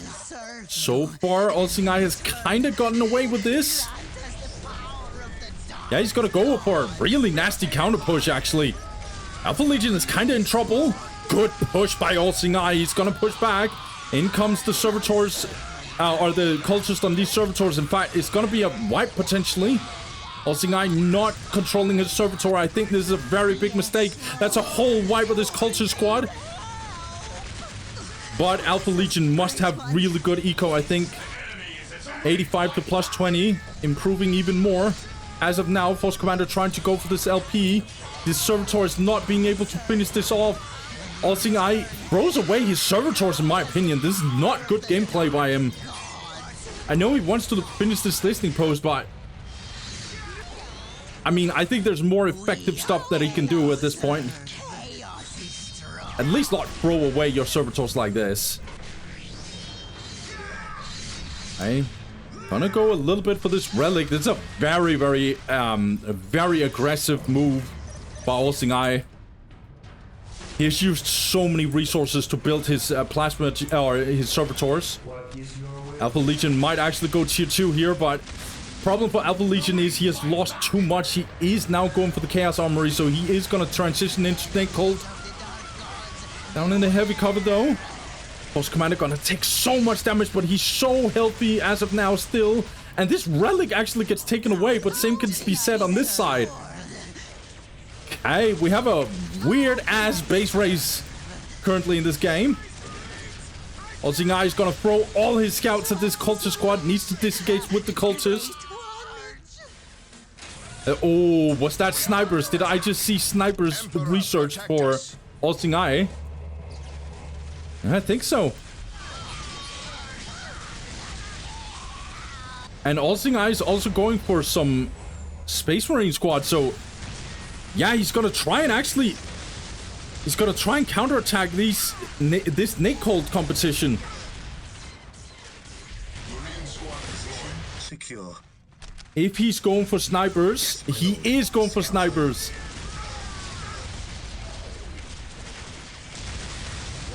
All Seeing Eye finds this as a counter. Will it work? We have seen him do this against Scouty in, I think it was BAD Cup 3 or 4. And it didn't work out then, but that was in Soulstorm. It was a completely different type of Nate Cold at the time. Look at these Nate Colds just dying left and right. But speaking of dying, this Force Commander is very, very low himself. Will come in with some Space Marine squads. All Seeing Eye is seeing no tier 2 coming in. He just wants to do damage. Now Alpha Legion, on the other hand, is going to go tier 2. All Seeing Eye is going to go in. His Force Commander is so low, but he's going to get down in the heavy cover. Actually building this turret here, Alpha Legion. All Seeing Eye is not going to let him build the second one. All Seeing Eye is going to push in with some of these sniper rifles. Will come in with more Space Marine squads. All Seeing Eye is all in at this point.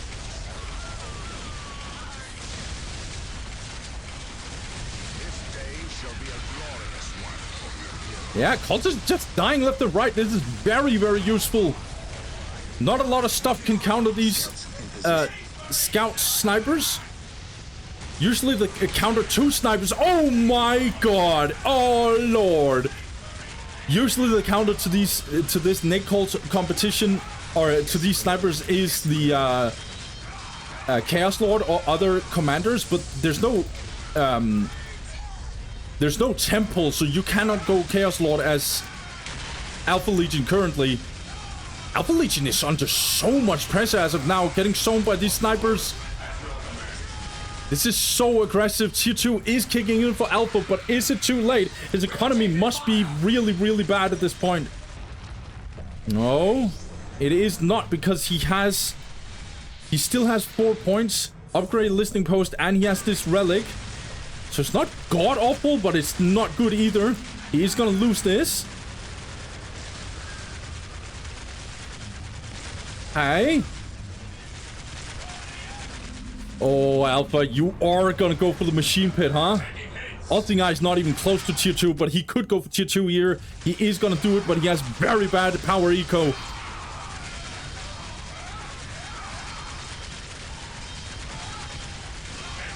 In comes the Chaos Sorcerer, gonna put down the bolts. A good morale drop on this Chaos Space Marine squad. Yeah, Sorcerer trying to get in here. This listening post might actually not go down as fast as All Seeing Eye wants, but look at all these cultists just completely wiped. This is such a bad situation for Alpha, but look what we got here, guys. The Defiler's gonna come in and close the party. All Seeing Eye is gonna double, triple down. All Seeing Eye is himself going tier 2, and he has really good requisition eco. But his power eco is completely basura. Sorcerer is gonna come in. He's gonna get his nails and hands and everything dirty. And in comes the Defiler as well. Alpha has the opposite problem. He has very good power eco, but he has god-awful requisition eco. And speaking of god-awful, this Sorcerer goes down. All Seeing Eye went crazy. He said, no more of this BS harassing me. I'm gonna counterattack you with everything I got. Very risky gameplay by All Seeing Eye. He is gonna go for the Chaplain now. Taking damage.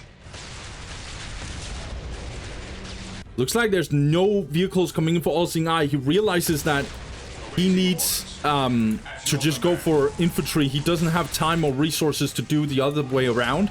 So he's gonna go for armory. Scouts ready. He doesn't have the power eco to go vehicles, I guess. Makes sense. But speaking of eco, dude, Alpha's eco is Draka. It's so bad. Is god of you cannot play on this eco as Chaos. You cannot. Missile launchers will come in soon for All Seeing Eye. Under fire. Ever vigilant. I am the Emperor's will made manifest. Very, very interesting game. Very, very different. This is one of the better performances I've seen from All Seeing Eye in this tournament so far. Alpha is gonna disengage. That's nicely done by him. He needs to make sure he's not gonna lose these defilers. Okay, All Seeing Eye saying, yo, Dusty, you keep talking about power? Okay, let me give you power. He's gonna go for the thermal plasma generator. Alpha needs to be careful. He needs to disengage, man. At your command. Oh, nice skull probe. I didn't even realize. Yeah, this defiler is going down. This is a horrific situation for Alpha. Sorcerer was rebuilt. We are chaos. Chaos is Alpha's eco is recovering, that's for sure. But it's not recovering fast enough, I think. Does kill some of these. No, the rocket launcher did not get hit. It survives. Taking damage. 97 to plus 50. Alpha Legion has been catching up. This thermal plasma generator is gonna switch his power eco radically at this point. Pilots are very effective at this point. Good stun by the skull probe though. Your wise counsel belies your years. Nicely done by All Seeing Eye. He's gonna try and destroy this defiler with the skull probe. He's gonna keep on getting more and more skull probe and the machine cult as well. 97 to plus 50 for Alpha Legion. He's 92 to plus 50. This game is not resolved yet, but looks like All Seeing Eye is kinda in control. Oh, this defiler so close to going down, needs to be repaired. Heretics out of position. In fact, there's a heretic down here.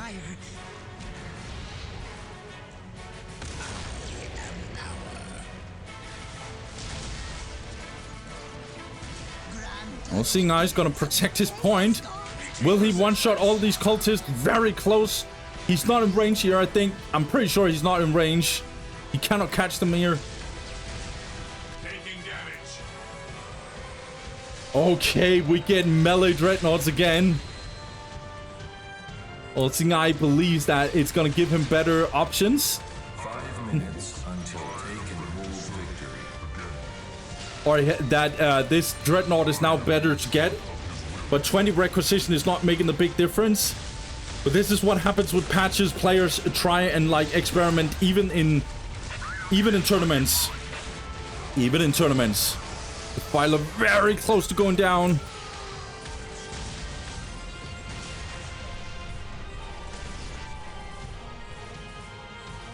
Frag grenades. Oh, heavy weapon increase.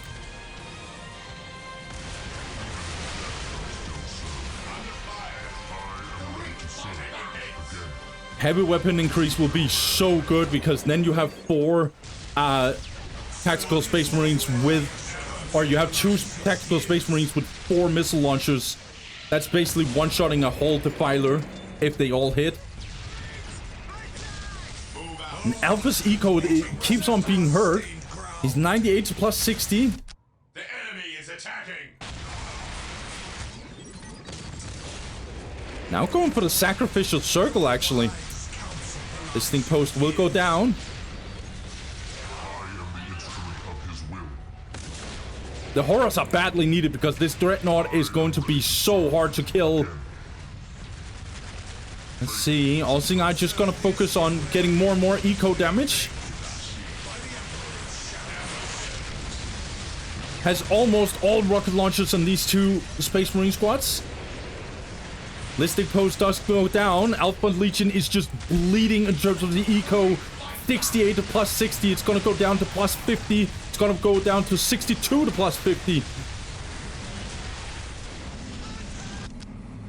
Yeah, and tier 3 coming in for All Seeing Eye. He wants to end this game. He was like, nah, that first game was a fluke, bro. You're not gonna do it twice to me. Scouts here. attacking. Plasma pistol. A bit late into the game for that. But hey, if you got eco and your armory is not doing anything here, then you might as well get it.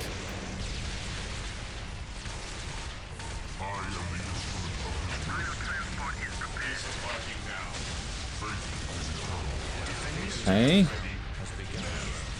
All-Seeing Eye defends his critical location. Gonna keep holding on to the take and hold situation. Dreadnought is not even close to... Well, okay, he's less than half HP. But he's still almost 2,000 HP. Look at this Chaos Sorcerer. Even he is like low-key dying at this point. Gonna repair the Dreadnought. Yeah, tier 3 kicking in. It's gonna be such a nightmare for Alpha. Classic matchup, Space Marines versus Chaos. But this time, I think the Emperor is going to be proud. Dreadnought is gonna get in melee. These horrors are gonna get completely squashed by him. Defilers are just gonna go down. One Defiler goes down. The second one very close to going down himself, I think. More and more Defilers will come out. But this will make sure that Alpha is gonna be stuck here at this eco. He's just going all in on this tier. Meanwhile, All-Seeing Eye is just chilling, getting tier 2 or getting tier 3. Gonna get the Terminators as well.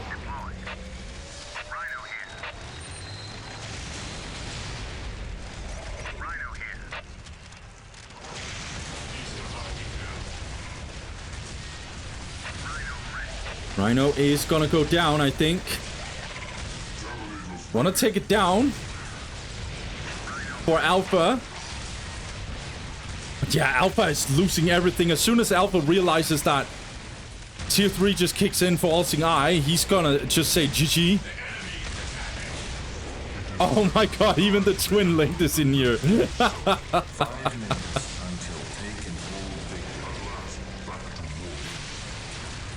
Yeah, gotta kill some of these Defilers. I love it. Yeah. I mean, Alpha realized, hey. Yeah, he realized I didn't even see it. Assault Marines were coming in. Okay, so Alpha actually loses the second game. I think Alpha just got completely outplayed. Got completely caught off guard by the fact that All-Seeing Eye actually went for... that All-Seeing Eye actually went for a complete all-in and he couldn't handle it. I think this was a very good example of how Nate Colt is not as effective anymore against Space Marines. In fact, I think it's really not good in general. Raptor opening nowadays, guys, is actually the most used in this matchup. But even then, I think US Space Marines can actually handle that pretty significantly. So yeah, I really think what we just saw here from All-Seeing Eye was very solid. His idea of going snipers Scouts here was a very bold move. Alpha Legion should in hindsight never have gone for that Nate Colt mass. Even though I think he felt that he had to do that. But Nate Colt is just not as strong anymore, guys. It's just not as powerful. And when you see what these Nate Colts did, you realize they just got completely countered by the snipers. All-Seeing Eye played super well in this case. I think Raptors would have been better from Alpha. But what is really great now is that once again, All-Seeing Eye has to go up against a new or against an opponent in game 3. So he has been pushed, All-Seeing Eye, 2 times in a row now to get to game 3. All-Seeing Eye looks a little wounded, but he did punch really well back. Let's see what Alpha is gonna go in game 3, and let's see what the map is. Let's go. Okay, so for game 3 guys, we are going to decide whether or not it's going to be a Chaos player in Alpha Legion who moves on, or is it going to be All-Seeing Eye who's going to clutch it out. Speaking of the man himself, on the top side, we got All-Seeing Eye. All-Seeing Eye, he goes for the same opening as he did in last game on Meeting of Minds. He's going to go for 4 scouts, and a servitor will go for the chapel barrack. And on the bottom side, we got Alpha. He's going to try and repeat what he did on Quest Triumph. He's going to go for Nate Colt.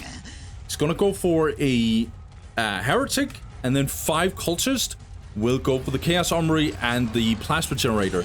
Going this early of a Cultist indicates to me that he wants to turret rush. And he's already on the move offensively.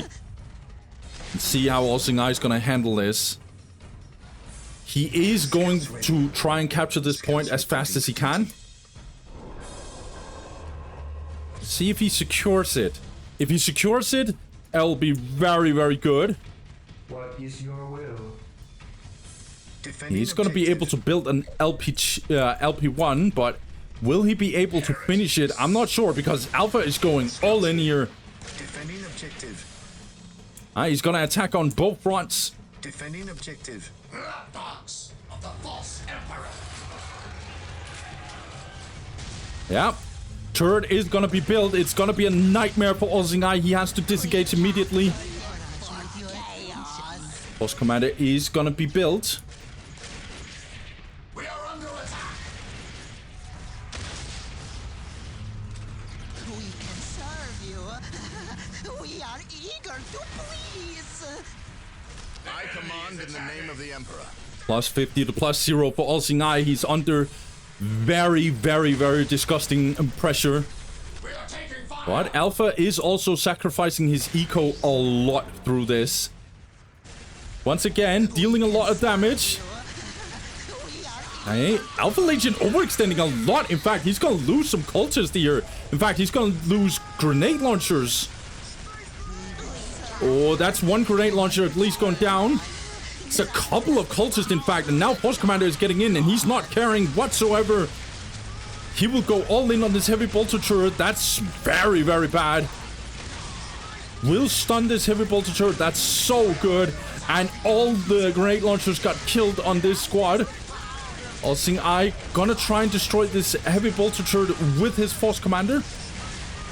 Alpha Legion's gonna throw everything and the kitchen sink at All-Seeing Eye.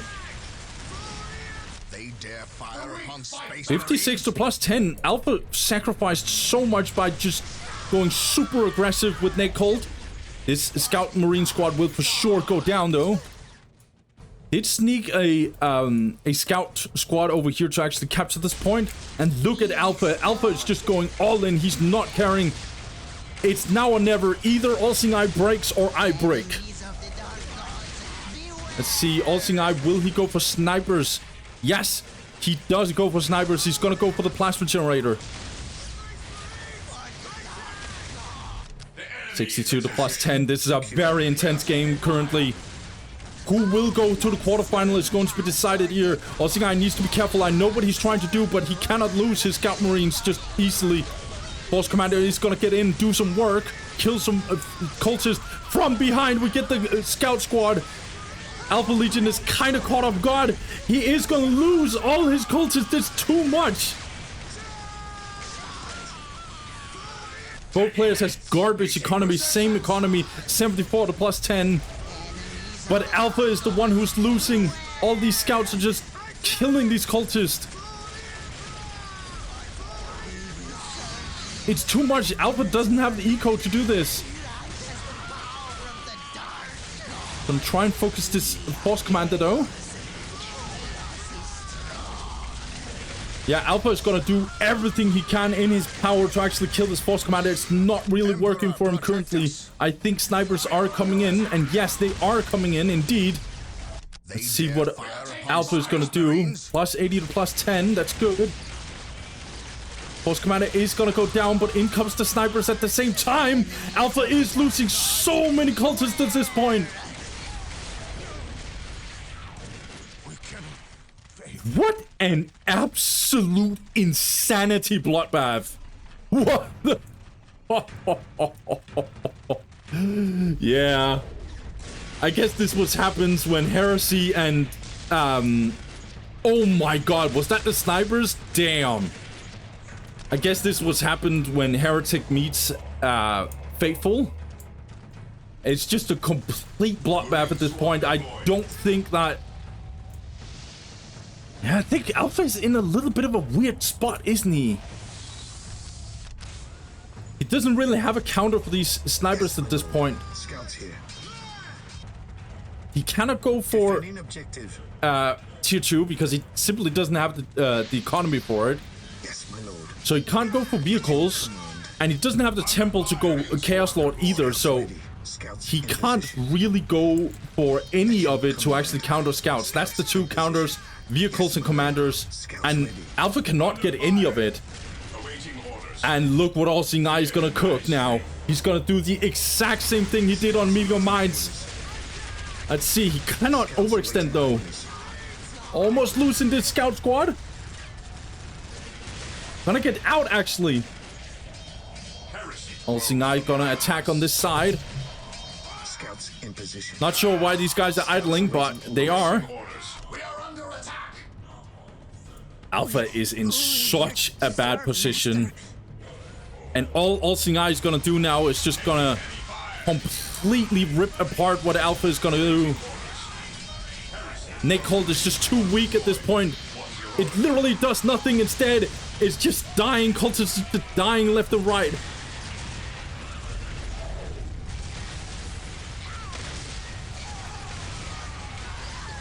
Oh no, and even the bolter turret can't be built.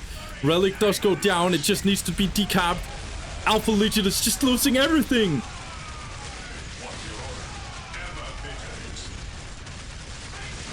Scouts here. Scouts here. Very, very convincing so far from All-Seeing Eye. He just needs to finish this food. Alpha is desperately going for tier 2, but he doesn't have the eco to back it up.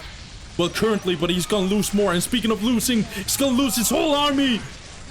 91 to plus 10 for All-Seeing Eye. He's not doing anything crazy. He's just gonna go all in. One generator so he can get the snipers, and then he's Gucci. Culture's getting completely obliterated. Nothing can be done. Nothing can be said about this. It is over. Alpha Legion lost the game, basically. He should just say GG at this point. He's gonna try and fight it out, but the game is over. Well played by All-Seeing Eye. I have nothing more to say. This one was good. This one was... There was no iffy situation. It wasn't like whack or anything what he did. I like this counterattack strategy that he has against Nakehold. If you see Nakehold now, guys, nowadays as Space Marines, don't worry too much. You can do what All-Seeing Eye is doing.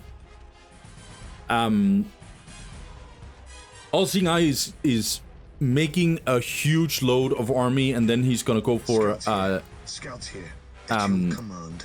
snipers and then counterattack the cultist. We stand ready. Yes, my lord. So this was very, very smart by All-Seeing Eye. I really like this gameplay by him. I think he can also do this because Alpha is investing so brutally in the Nakehold that it's crazy, and he's losing them all. This overextension that he did here, I felt like that was kind of losing him the game. Because he lost the turret, he could not defend the turret in any way, shape, or form. And he was just completely out of position. There was no reason for him to be here. Nakehold is so heavily nerfed that if you want to be offensive, you have to go all in. And when Nakehold does that, you cannot do anything special. If it doesn't work out, like you cannot get the map, you cannot just heavily eco and get tier 2. So as I said, you have to choose when you're Nakehold now. Which is good. I think that's very good. However, Alpha went very, very offensive. And when you do very offensive Nakehold, All-Seeing Eye can just do this counterattack. If the Nakehold player is not being aggressive as Alpha and he's playing more defensive, All-Seeing Eye does not have to go snipers and all this. And instead, All-Seeing Eye should just check and go tier 2. Or get better eco or anything like this. It depends on the situation. He could also go very hard himself and then brutalize Alpha, go snipers, maybe turret rush and shit himself. But as you can see, Alpha went all in with the turret and stuff, and it didn't work out for him. And so All-Seeing Eye's counter was perfect. So, now, guys, we need to watch another best of 3. We have our first quarterfinal guy, which is All-Seeing Eye. Let's see who his opponent is. Is it going to be Nerify or whatever the name is? Or is it going to be Monere? Let's get into that best of 3. Both Alpha Legion and Densuman is not out of the tournament. They're down in the losers bracket. Now, guys, without further ado, let's get into the next best of 3. Let's go. Okay, guys. So for this one, we got Apos playing as Chaos, going up against Monere playing as Imperial Guard on Meeting of Minds. I think I'll call him Apos. This is also the guy called Nerify. And I'm not sure if I'm saying their names correctly in any way, shape, or form. But we're gonna try anyway. On the left side, we got Apos. Apos, he's gonna go for a 2 cultist and a heretic. Will go for the Chaos Temple. Not rally pointing his cultist whatsoever. And will go for the Raptor squad. On the right side, we got Monere. Monere, he's gonna go for 2 guardsmen. We'll go for Tech Priest and a 3rd guardsman squad. Infantry command and plasma generator does place it out on this outer point to get way better defenses. So 3 guardsmen opening, 3 guardsmen opening makes sense on Meeting of Minds. I think it's very obvious why we're doing it on Meeting of Minds. 5 strategic points. And then on top of that, a relic. That's a lot of map control you need to gain. Apos, on the other hand, he doesn't care about map control. He's gonna go for Raptors and he's gonna go for 2 culture squads. Gonna jump in. I like Raptors actually on this map for sure. The points are relatively spread out so you can actually do some pressure. There is another version of this, which I find to be a way better version. Let's see here. Apos, he's gonna go for the decap. Will he be able to? I don't think he will, because Monere is gonna be able to actually drop the listening post. That's good. Good on Monere to just disengage. I should say that this is game 2. The first game got lost in some way, shape, or form, sadly. And the first game was won by Monere. So this is game 2. This is the loser's pick by Apos. Let's see here. He's gonna jump in. No strategic point being built as of yet. Or captured here. Meanwhile, the builder is gonna disengage down in the heavy cover. Wanna get in here. It's just so much firepower being dropped on this Raptor squad. Meanwhile, 62 to +0. Chaos Lord coming in. 2nd Raptor squad, actually. Okay. Monere needs to disengage, needs to be careful, because these Raptors are gonna eat his guardsmen alive. But he did secure this relic, or at least that's what it looks like. 68 to +0 for Apos. Meanwhile, 56 to +10 for Monere. So Monere himself does not have good eco either. He has had this denied. He hasn't finished a listening post on any of his outer points just yet. Although that changed right here. And now, in comes the Raptor squad with the Chaos Lord. So that means that Monere has to disengage. He doesn't have his Psyker just yet. However, some Raptors are definitely taking some damage. Chaos Lord is gonna squash this command squad easily at this point. So many Raptors dying. 62 to +10 for Monere. +80 to +0 for Apos. That's a pretty decent economy. Even the cultists are getting in now. Chaos Lord is still a little bit above 50%. did take a very nasty strip shoal. Chaos Lord taking a lot of damage. Raptors again trying to deny this listing post, but they didn't deny this area. So Monere is actually +8 to +10. He still doesn't have this point. Very aggressive from Apos. Did upgrade this listing post, Monere. That's very important. This Chaos Lord is very low HP. He's below 300 HP. Chaos Lord just doesn't care. He's gonna throw himself into the whole thing. He's gonna get focused. He's very, very low. However, Monere has to disengage too many Raptors. This is such a bloodbath, dude. Okay. Chaos Lord actually gets out, I guess. 92 to +0. Apos has no generators because he cannot invest in generators at this point. He's so heavily in on the Raptors.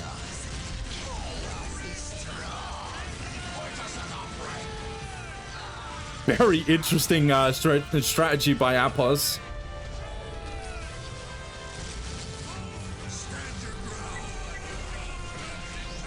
Chaos Lord is so low, by the way.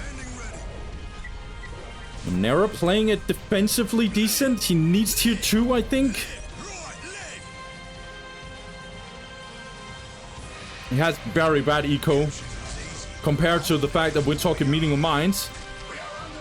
Apos has really good requisition income, but his power eco is non-existent. He's even going for a Chaos Marine squad.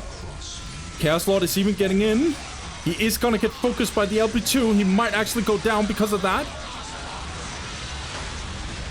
He's very low, in fact. I think the Chaos Lord is definitely going down. Yeah, he's going down. So much damage being dropped. This listing post is gonna get focused. Looks like Apos actually wants to buy time, but I think he's wasting his time. He should be focusing this listing post. Is there a tech priest? Yeah, there is a tech priest repairing this listing post. This is complete tragedy. I think Apos is completely thrown the game. Now he is ranged for some random reason, dude.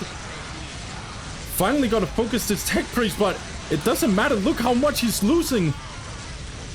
Yeah, and Monere can just go tier 2. This is complete suicide for Apos. Aposh? Is it Aposh with the H? English pronunciation is not my greatest suit. And Tech Priest once again not being focused. Apos, bro, you are losing. I repeat, you are losing. Everything is just, you threw everything. Even his Chaos Space Marine squad is fully reinforced, dude. I mean, great eco, right? Just no plasma generators. And now he's up against a tier 2 IG.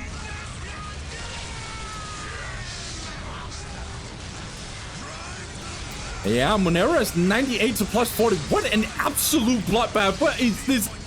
Guardsman is very, very low, but it is going to survive as far as I can see if Monere does micro it correctly. Command Squad is getting in on the Chaos Marines. Yeah, Monere is going to survive this. I think this is very, very solid. It's a good punish by Monere.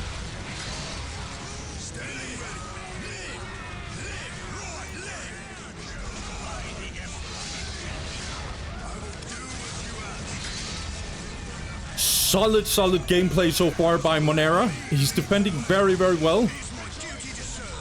Apos tries to get back in. Apos is not even... Yeah, Apos is not going tier 2. Which is very bad news. As soon as this mechanized command is coming in, perfect choice by Monere.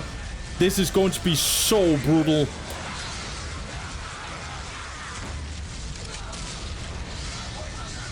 Also notice that these two listing posts are... No, all these listing posts away from the fight has also been upgraded. So the eco for Monere is not easily taken down. Look at all these Raptors, man. This game is just completely squashed for Apos. There's nothing he could do. He completely threw the game, I think. Look at all these guardsmen, dude. Oh, Lord. Oh, my God. Oh, this is disgusting to watch, dude. What is Outpost gonna do? This is crazy, dude.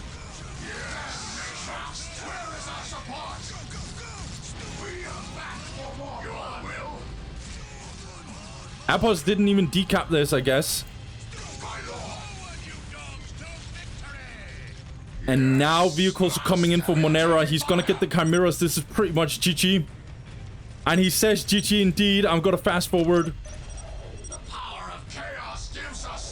6 minutes until taking hold victory. I think it's very, very, very, very simple. Apos mates... I'm gonna say Apos is probably wrong, but whatever. His gameplay is just really, really, really not good. The list of mistakes is kinda insane. Monere is too solid of a player to fall for this. So, first mistake was his opening. So, I don't think the opening is bad. Going Raptors first is definitely not bad. You want to go for... Raptors. But then you also want a secondary cultist squad. Reinforce that relatively much. Not too much, but a decent chunk. Attack on different fronts. Make sure that IG needs to be on his toes 24/7. Deny at least 1 point. If you can deny the relic as well, which he very much could, it'll be very tough for Monere. And then more, depending on what happens, he can go even harder. Get a Chaos Lord. And then do some damage. But he cannot finish IG. IG is too bunkered up on most of these points. These 4 points. This area right here that I'm covering, this area would be very easily defended by Monere. Because as you can see, he has the bunkers and stuff. It was too hard for Apos to break him. But then you just disengage, get fast to tier 2. You won the early game. Monere has to be behind in tech. There's nothing else Monere can do. Now, the next problem the next mistake Apos made was not at least... like, just reinforcing like crazy what he did, because he tried to just hope that Monere would just break and say GG, because it's too much. But Monere didn't mentally break. Monere was just like, bruh, like, you're literally, like, using everything. You're just throwing everything at me. I'm good. Like, I'm just gonna get a generator to get tier 2. You cannot, like, what are you gonna do? Get to my HQ and try and wipe it? You cannot wipe it. As long as I got my eco up, and as long as I got my tier 2, I should be good. Because you're not even close to tier 2. You're doing nothing, basically. So I'm just gonna get tier 2. And, I don't know, Apos tried to just destroy him. I guess another mistake Apos did was his handling of this listing post, this LP2. If he wanted to go for it, at least, like, go all in on it. When you see the tech priest, you kill the tech priest, like... all these kinds of stuff, but he did nothing. He went like range at some point as well. It was completely like, you cannot play like that. Other mistakes. Yes, not getting the critical locations when you were already winning the map. He had 2. He should have had all 3 at this point. Not denying the relic is really not good because it meant that all Monere had to do was just chill on one front. But if you can split Monere on 2 fronts, that will be very good. Second Raptor squad made no sense in my opinion. Occultist, Raptors, and one Raptor squad and Chaos Lord. That's the most offensive you can do on this map, I think. Gets you to, and then be ahead in tech, and then IG is gonna have a problem. But here, IG just needed to do what they're doing best. Just play defensive, hide in their bunkers, kill everyone. Look at all this. Look at all this. This was complete bloodbath. So, this means, guys, that this was actually 2-0 for Monere. Let's see how Monere is gonna fare up, because he's gonna have a very tough task, because he's up against All Singai. So, Monere versus All Singai is gonna be the next one. Let's go, guys. Alright, guys. So, our first quarterfinal is gonna be played out now. And in this one, We got Monere playing as IG, going up against All-Seeing Eye, aka Redemption Arc, playing as Space Marines. Speaking of the man himself, on the left side, we got All-Seeing Eye. All-Seeing Eye goes for Servitor, and 2 Scout Marines will go for the Chapel Barrack. And on the right side, we got Monere. Monere is going for 3 Guardsmen, a Tech Priest, and then a 3rd Guardsman infantry command, and will of course go for the plasma generators. He just needs to replace it. This matchup through this patch has gotten a lot better for Space Marines. It's to the point where this matchup is actually in a good spot, I would say. It's still favored towards IG by a significant margin, but it's nothing crazy. And there are favored maps for Space Marines, and I would actually say this is one of the better Space Marine maps. I'm not sure if I would call them favored, but it's definitely a much better one than a lot of other maps. Relatively tight, and you have to contest the map a lot. All-Seeing Eye, he can play on different fronts with the Scouts. I, in general, think that Space Marines can move really well. Speaking of Space Marines, All-Seeing Eye, he went for 2 Space Marine squads. In fact, he's going to change his mind. He's going to go for 3. So this is one build that you can do as Space Marines against IG. You go for 2 Scout Marines, and then you go for 3 squads of Space Marines. Don't reinforce them, nothing like that. Just go 3 Space Marine squads, and as soon as you got a good, decent base of eco, you reinforce all 3, and then you could just go completely ludicrous. Even the command squad cannot deal with it. Monere, plus 50 to plus 10. Idling his guardsmen a little bit. All-Seeing Eyes already reinforcing a tiny bit. And will make a push. I don't think Monere is going to be able to defend this. He can stop this, but he's going to let the decap happen, I guess. This is such a mistake from Monere. He's floating like crazy. There's no reason for him to do this. Now going to go on this side, though. All-Seeing Eye has a very awkward eco. But he's going to be able to build on this listing post. This is a very bad situation.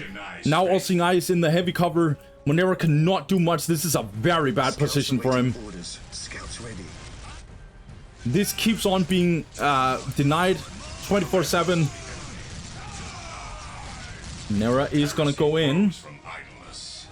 These Space Marine squads, as you can see, only 2 models has been reinforced so far. It's gonna change very soon. 3 fully reinforced Space Marine squads. There's nothing IG has that can stop it. Oh my god, this is gonna be a complete slaughter. Monere is gonna lose so many guardsmen. Even the command squad is not gonna be able to do anything. The command squad is just gonna die.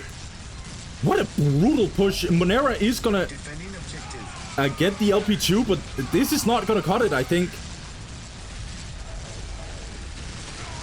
Yeah, Monere, he's gonna lose this LP2. He's gonna try and repair it, but look at all these Space Marines. Now all these guardsmen are just gonna die. This is a complete nightmare. Monere does not have anything. In fact, he lost this point. This is a complete slaughter. Even the Tech Priest didn't escape. Gonna get a decap. He didn't die, though. Oh, Lord. Nah. Monere is looking for something. He's not catching anything. He's 44 to plus 10. God-awful economy. 74 to plus 0 for All-Seeing Eye. He's not even having a good eco himself. But it's radically better than Monere, so I guess he's happy about it. Ah, no. Now the command squad is going to try and do something.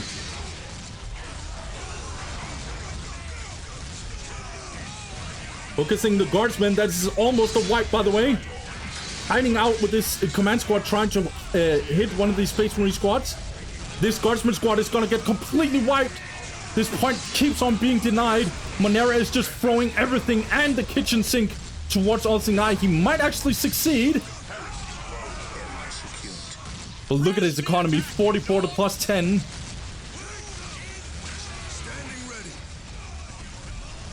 All-Seeing Eye needs to disengage. Monere is gonna push back. 92 to +0. Olsingai needs another LP, but he cannot get it. He invests a lot in his Space Marine squads. IG, like, Monere's losing steam here, I think. Nah, he's gonna triple down on this. He doesn't even have the relic. That's crazy, dude. He's playing on 2 strategic points and a relic that he hasn't LP on. Has no LP on. He has no LP2s, nothing. Olsingai is gonna do everything he can to actually withstand this. Could go down in the heavy cover, but he's not doing it because he wants to protect his scouts. But yeah, Monere is gonna lose steam. He cannot do anything here. His eco is crazy. He has no float. 97 to +0. Finally finished the LP.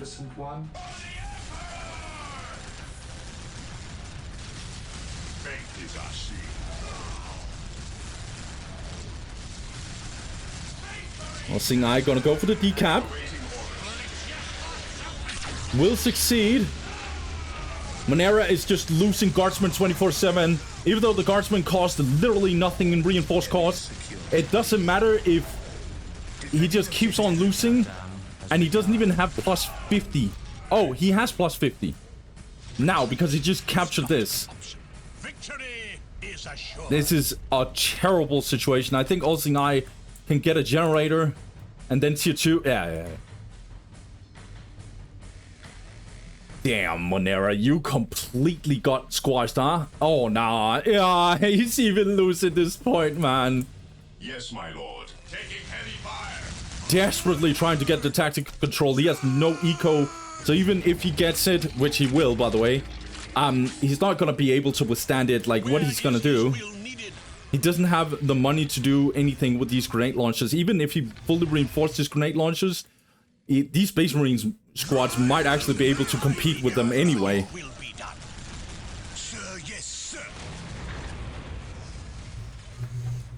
Two plasma generators, 6 minutes. armory being built. Olsingai is just gonna chill.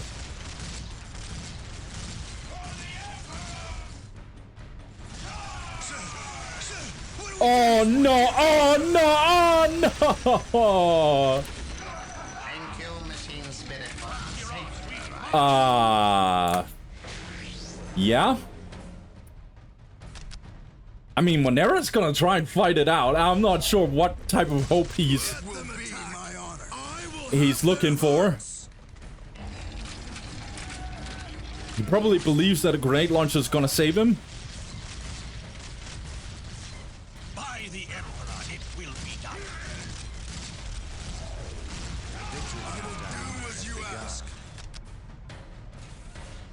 116. Even the chaplain is coming in, dude. At this point, Olsingai can go for 2 generators and just get vehicles later down the line. We'll even go for the sergeants. Damn.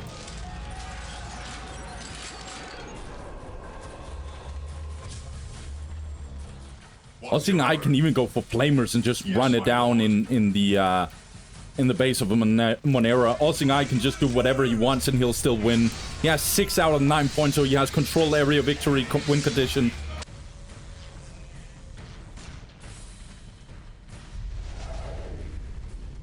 I'm not sure what Monere is trying to achieve. He's fighting it out, though. I respect it. Defending objective. You can do this. Sacred Artifact is very, very effective if you are very ahead of IG and you have control over the whole map.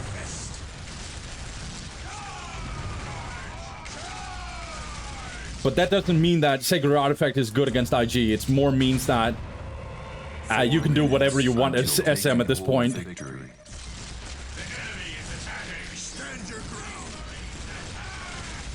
Monere is 56 to +10.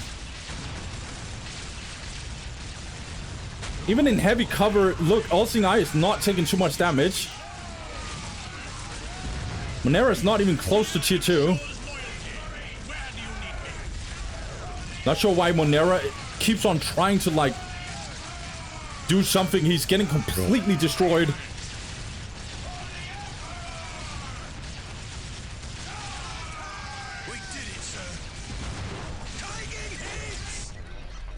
Yeah, even the assault marines are in, so now the grenade launcher is gonna get tied up. For our safe arrival. Sir, the enemy has some Librarian will come out. These guardsmen are just gonna take so much damage. They have the HP upgrade, so they are not gonna get one shot, but yeah. 3 minutes until taken all victory.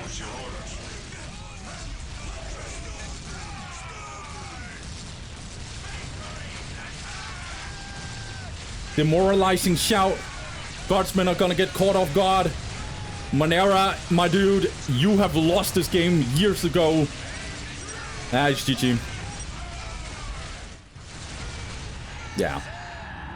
I don't even know where to start. Like, I hate Monere's cap order. I just absolutely hate his cap order. If you're IG, you try on this map specifically, you try and capture the map as fast as you can on your outer points first. Couple of reasons why. So first of all, on this map, you go 3 guardsmen.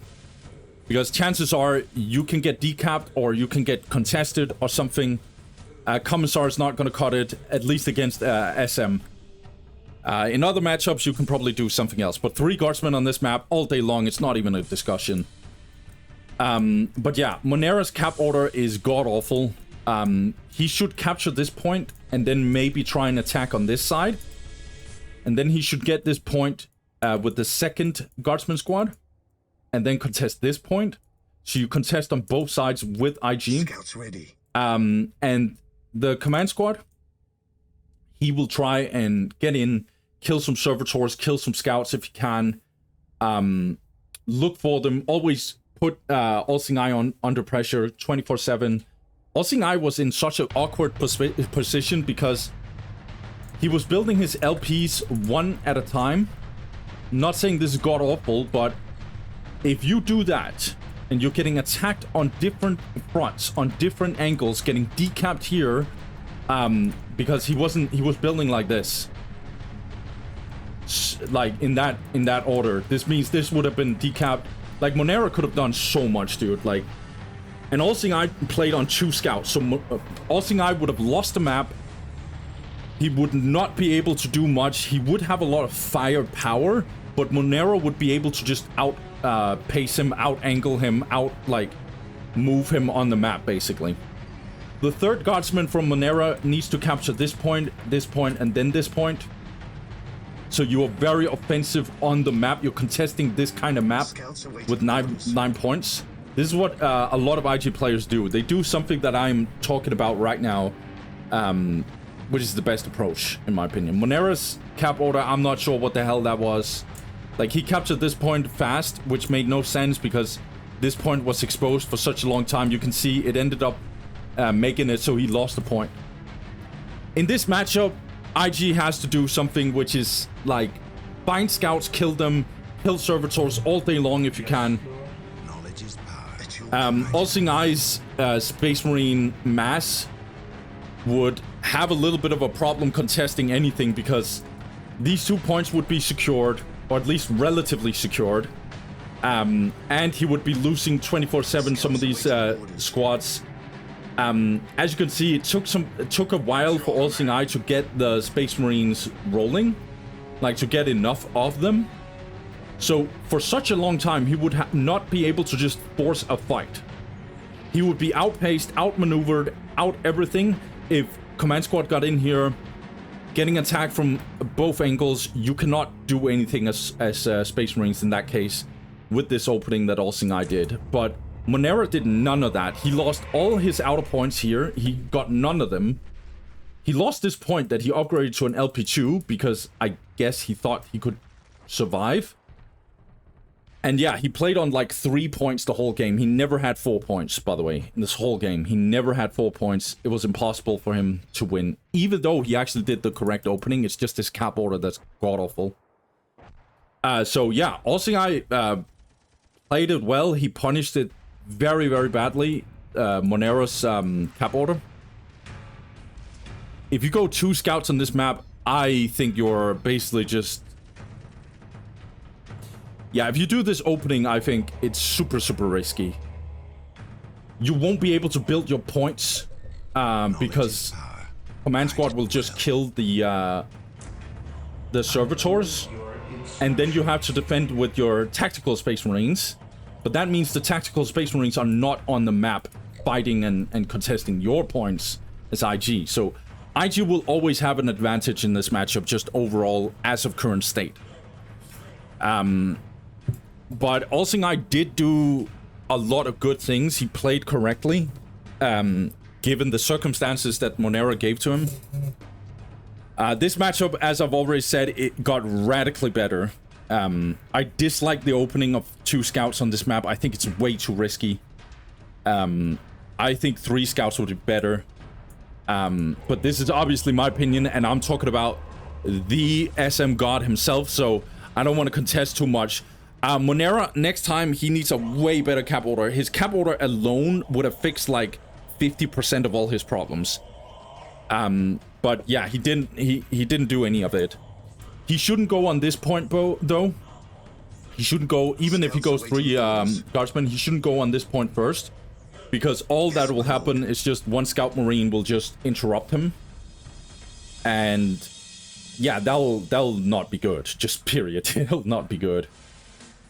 You're not going to be able to capture this point. You're going to get contested, especially if SM went for 3 scouts.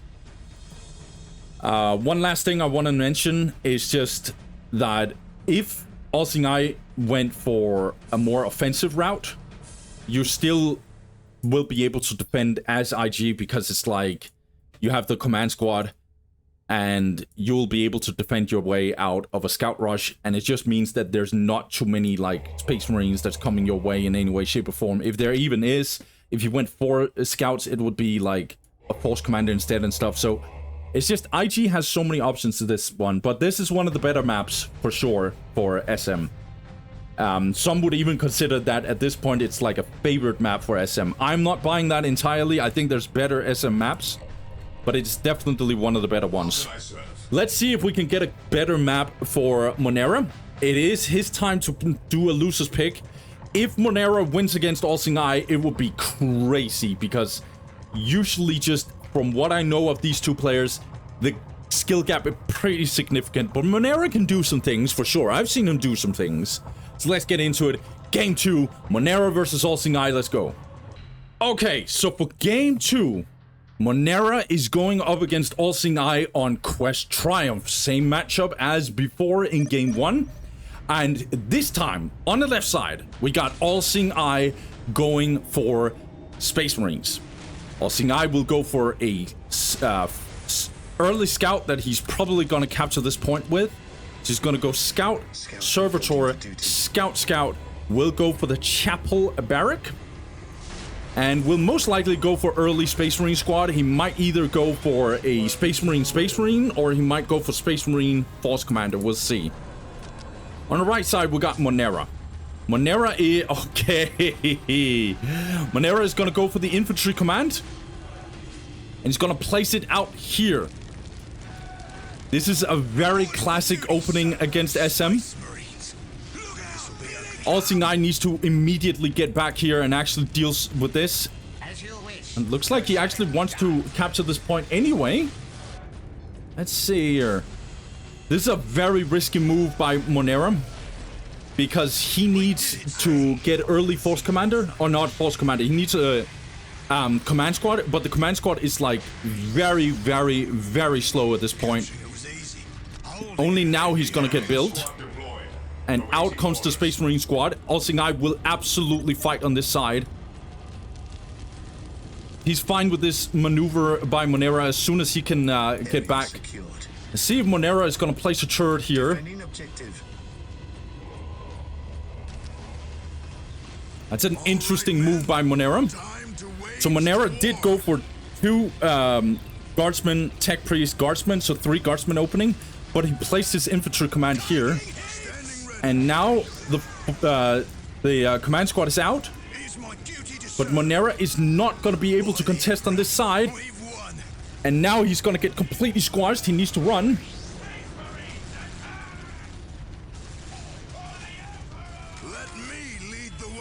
Priest only now getting up, and Force Commander is already out. Boss Commander gets out before the Priest. This is exactly why Infantry Command is really, really risky to just build this late. Oh my god, the Priest is getting completely squashed. Monere needs to run.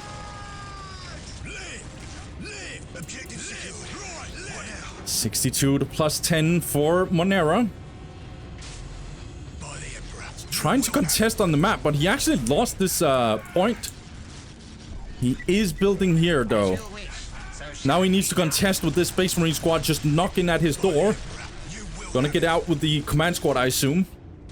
But yeah, 62 to +10, kind of bad eco. Has delayed his eco a little bit because of this whole maneuver that he's doing. Gonna do a fight here. Meanwhile, Olsingai 62 to +0. Kind of bad eco, of course. Gonna get hunted down. Okay, decent gameplay so far by Monere. His priest is so low. In fact, the priest might actually die here. Oh lord.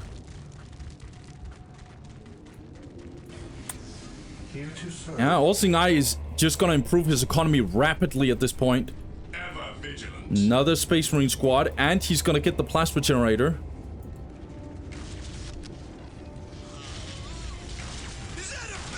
Olsingai wants to fight. Yeah, and he can take this. He's gonna win all day long. Priest is way too weak, and we're down in a light cover. Gonna be hard for IG to actually contest any of this.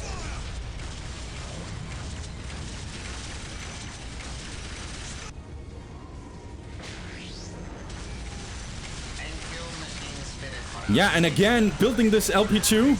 It's gonna go down. Yeah, and Tech Priest is gonna die. No, Monere dodges. But he cannot dodge his listing post going down. It's gonna kill a good chunk of Space Marine squads, but that's again an LP2 that's just completely gone. Monere is gonna get a faster tactical control though.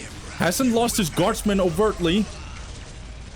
We are taking damage. Good punch back by Olsingai, that's for sure.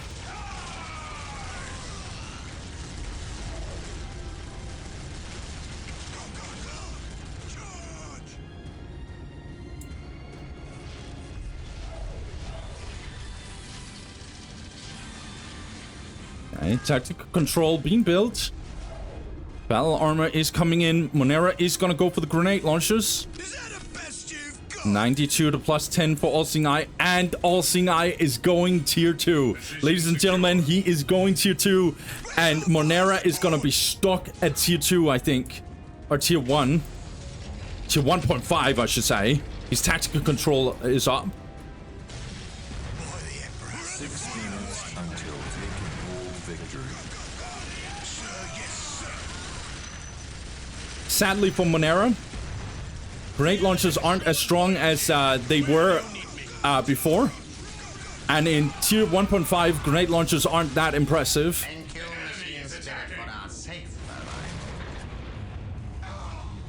The counter to this is always fast tier 2, get land speeders, GG. When you see this from IG, you just get land speeders all day. IG cannot handle it. It's too expensive for them.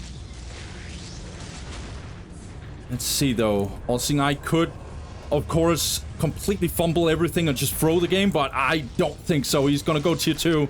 He's gonna get his 4th plasma generator. Meanwhile, Monere, not bad eco, honestly. Not bad at all. He's 92 to +20. It's just in the context of the map that has been taken away from him. That's really not a good sign for him. Did actually get this listing post as well, by the way.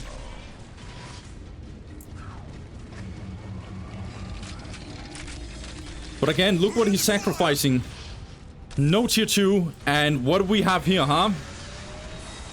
It's gonna be a machine called Rhino and a bunch of land speeders, I assume.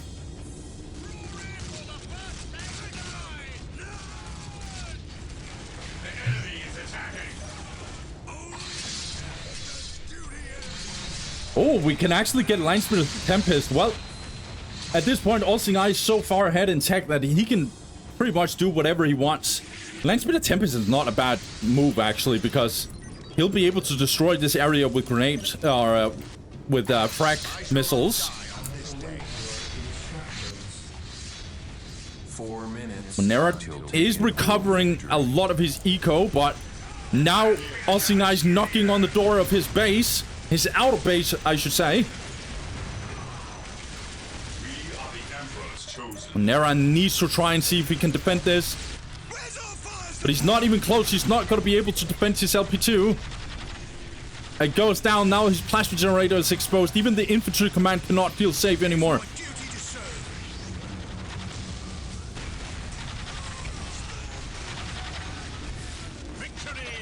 And there is no answer from Monere. He is not even close to tier 2.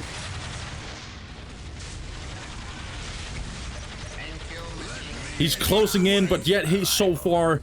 74 to plus 30. His economy just got worse because of this. He lost his infantry command. He's trying to rebuild it. No, he's building a turret. Ah. Yeah. He's just building turrets for days. See if he can cover his base, get missile launchers to stop these land speeders somehow.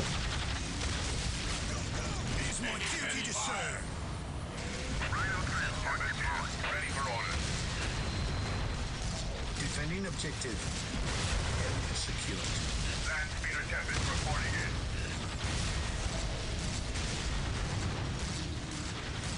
Tempest here. Ready for order. Land speeder going down. Maybe? I don't think so, actually. Like, Ozzy just needs to disengage. There's no AV on the side of Monere. And in comes the Rhino. And it is just like... Yeah, there's nothing, absolutely nothing Monere can do.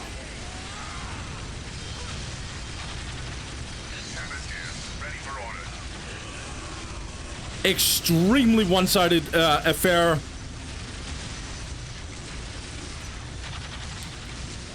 I will mention the mistakes that Monere did in the early game after this, because there was a very critical one that he messed up. Gonna build turrets for days. Monere is just extending the inevitable.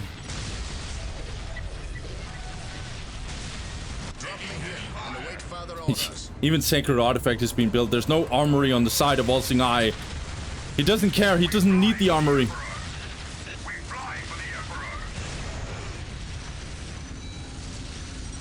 GG. It is GG indeed. So Monere strat, his strategy, pretty good actually. This is very, very good. This is why SM, in my opinion, there's only one cap order you can have against IG on this map. It is literally the only cap order. It is go on this point immediately, scout, servitor, scout, scout. There's no in between against IG because they can do this. They can do this, they can turret rush, they can do all kinds of stuff. And you want to make sure that you're not losing both outer points. What Monere should have done is he should have finished this one off, get his command squad. Yes, my lord. His command squad should get in here. Don't just get caught off guard by the force commander, and then build a turret here. This is how I understand this strategy against SM. But he never did. He never truly got to contest the outer points. If you do what Monere did, you have to fight very, very, very aggressively for the outer points, both of them. That means a turret here, and it means a infantry command here. Space Marines cannot deal with the Tech Priest, because the Tech Priest is down in light cover, and the Tech Priest is commander armor. So the Tech Priest is not gonna die. This infantry command is gonna be built. No matter how we spin this around, there's no way. There's no other way around it. Okay? I hope that makes sense. So what we're seeing here is Monere fumbling. He needs to make sure that All-Seeing Eye can't get this for free. He just gave it away for free. It is build a turret as fast as you freaking can. Even if this doesn't work out, at least you got this point, and you denied this point for a while, and your servitors are probably dead or something. All Seeing Eye's servitors is probably dead, or at least something got killed because the command squad is in his base. The force commander would be busy in here trying to chase the command squad. So this area, sorry, this area would not be possible to contest for SM, and even if they somehow made it so this turret did not get placed, then they would have had to invest like crazy to make it work, basically. And there's probably already 2 guardsmen squad here because he went for 2 guardsmen or 3 guardsmen. So he has 2 guardsmen here, a tech priest, and building a turret, and all Seeing Eye will have is a tactical space marine squad and 1 or 2 squads. That's it. You cannot interrupt that turret. Unless the IG player is messing up, of course. Or the SM player just does everything in his power, just throws everything and the kitchen sink and invests like crazy to stop this turret. And even then, I think there's ways for IG to actually make sure it's literally impossible. That's why this opening here on this map is disgusting from IG. Obviously, IG is gonna have to sacrifice Eco because he cannot capture all this. He needs all his firepower and all his army out here. But yeah, this is also why, in my opinion, what Space Marines needs to do, this is, in my opinion, the best way to go about it, is either you capture this with your scouts, or you immediately get over here, actually, and capture this point. It's one of them. And then the Space Marine squad that you're getting out will immediately be on the other side to just see what IG is trying to do. And then you can make a move deciding based on what IG is doing, basically. So, Monere's mistake, sorry for that long theoretical talk. Monere's mistake was definitely not building the turret. He didn't even try, which is a massive mistake. He was on the wrong places with his tech priest and his guardsman. All Seeing Eye could have been in a way worse position, but it never happened, so I guess that's it. While the enemies of the Emperor Yeah, so well played to All Seeing Eye. All Seeing Eye easily punished Monere. All Seeing Eye just was very, very patient. He went relatively early tier 2, outplayed Monere. Monere literally had nothing. Monere made a massive mistake in letting his priest just taking a stun hit from the force commander. If that happens, the game is probably in SM's favor. Because it's too hard for command squad to recover when his priest is not low. So, well played to All Seeing Eye. He punished Monere really, really badly for all his mistakes. And that means that All Seeing Eye is going to move on. So, I think All Seeing Eye is already in the winner's bracket semifinal because of this. So, we're going to see in the next one who's going to be the next quarterfinalist, and therefore also who's going to be the next one who actually goes up against All Seeing Eye. We're going to see that for the next part for Burger Cup 25. Guys, without further ado, thank you guys for watching. Have a good one. Peace.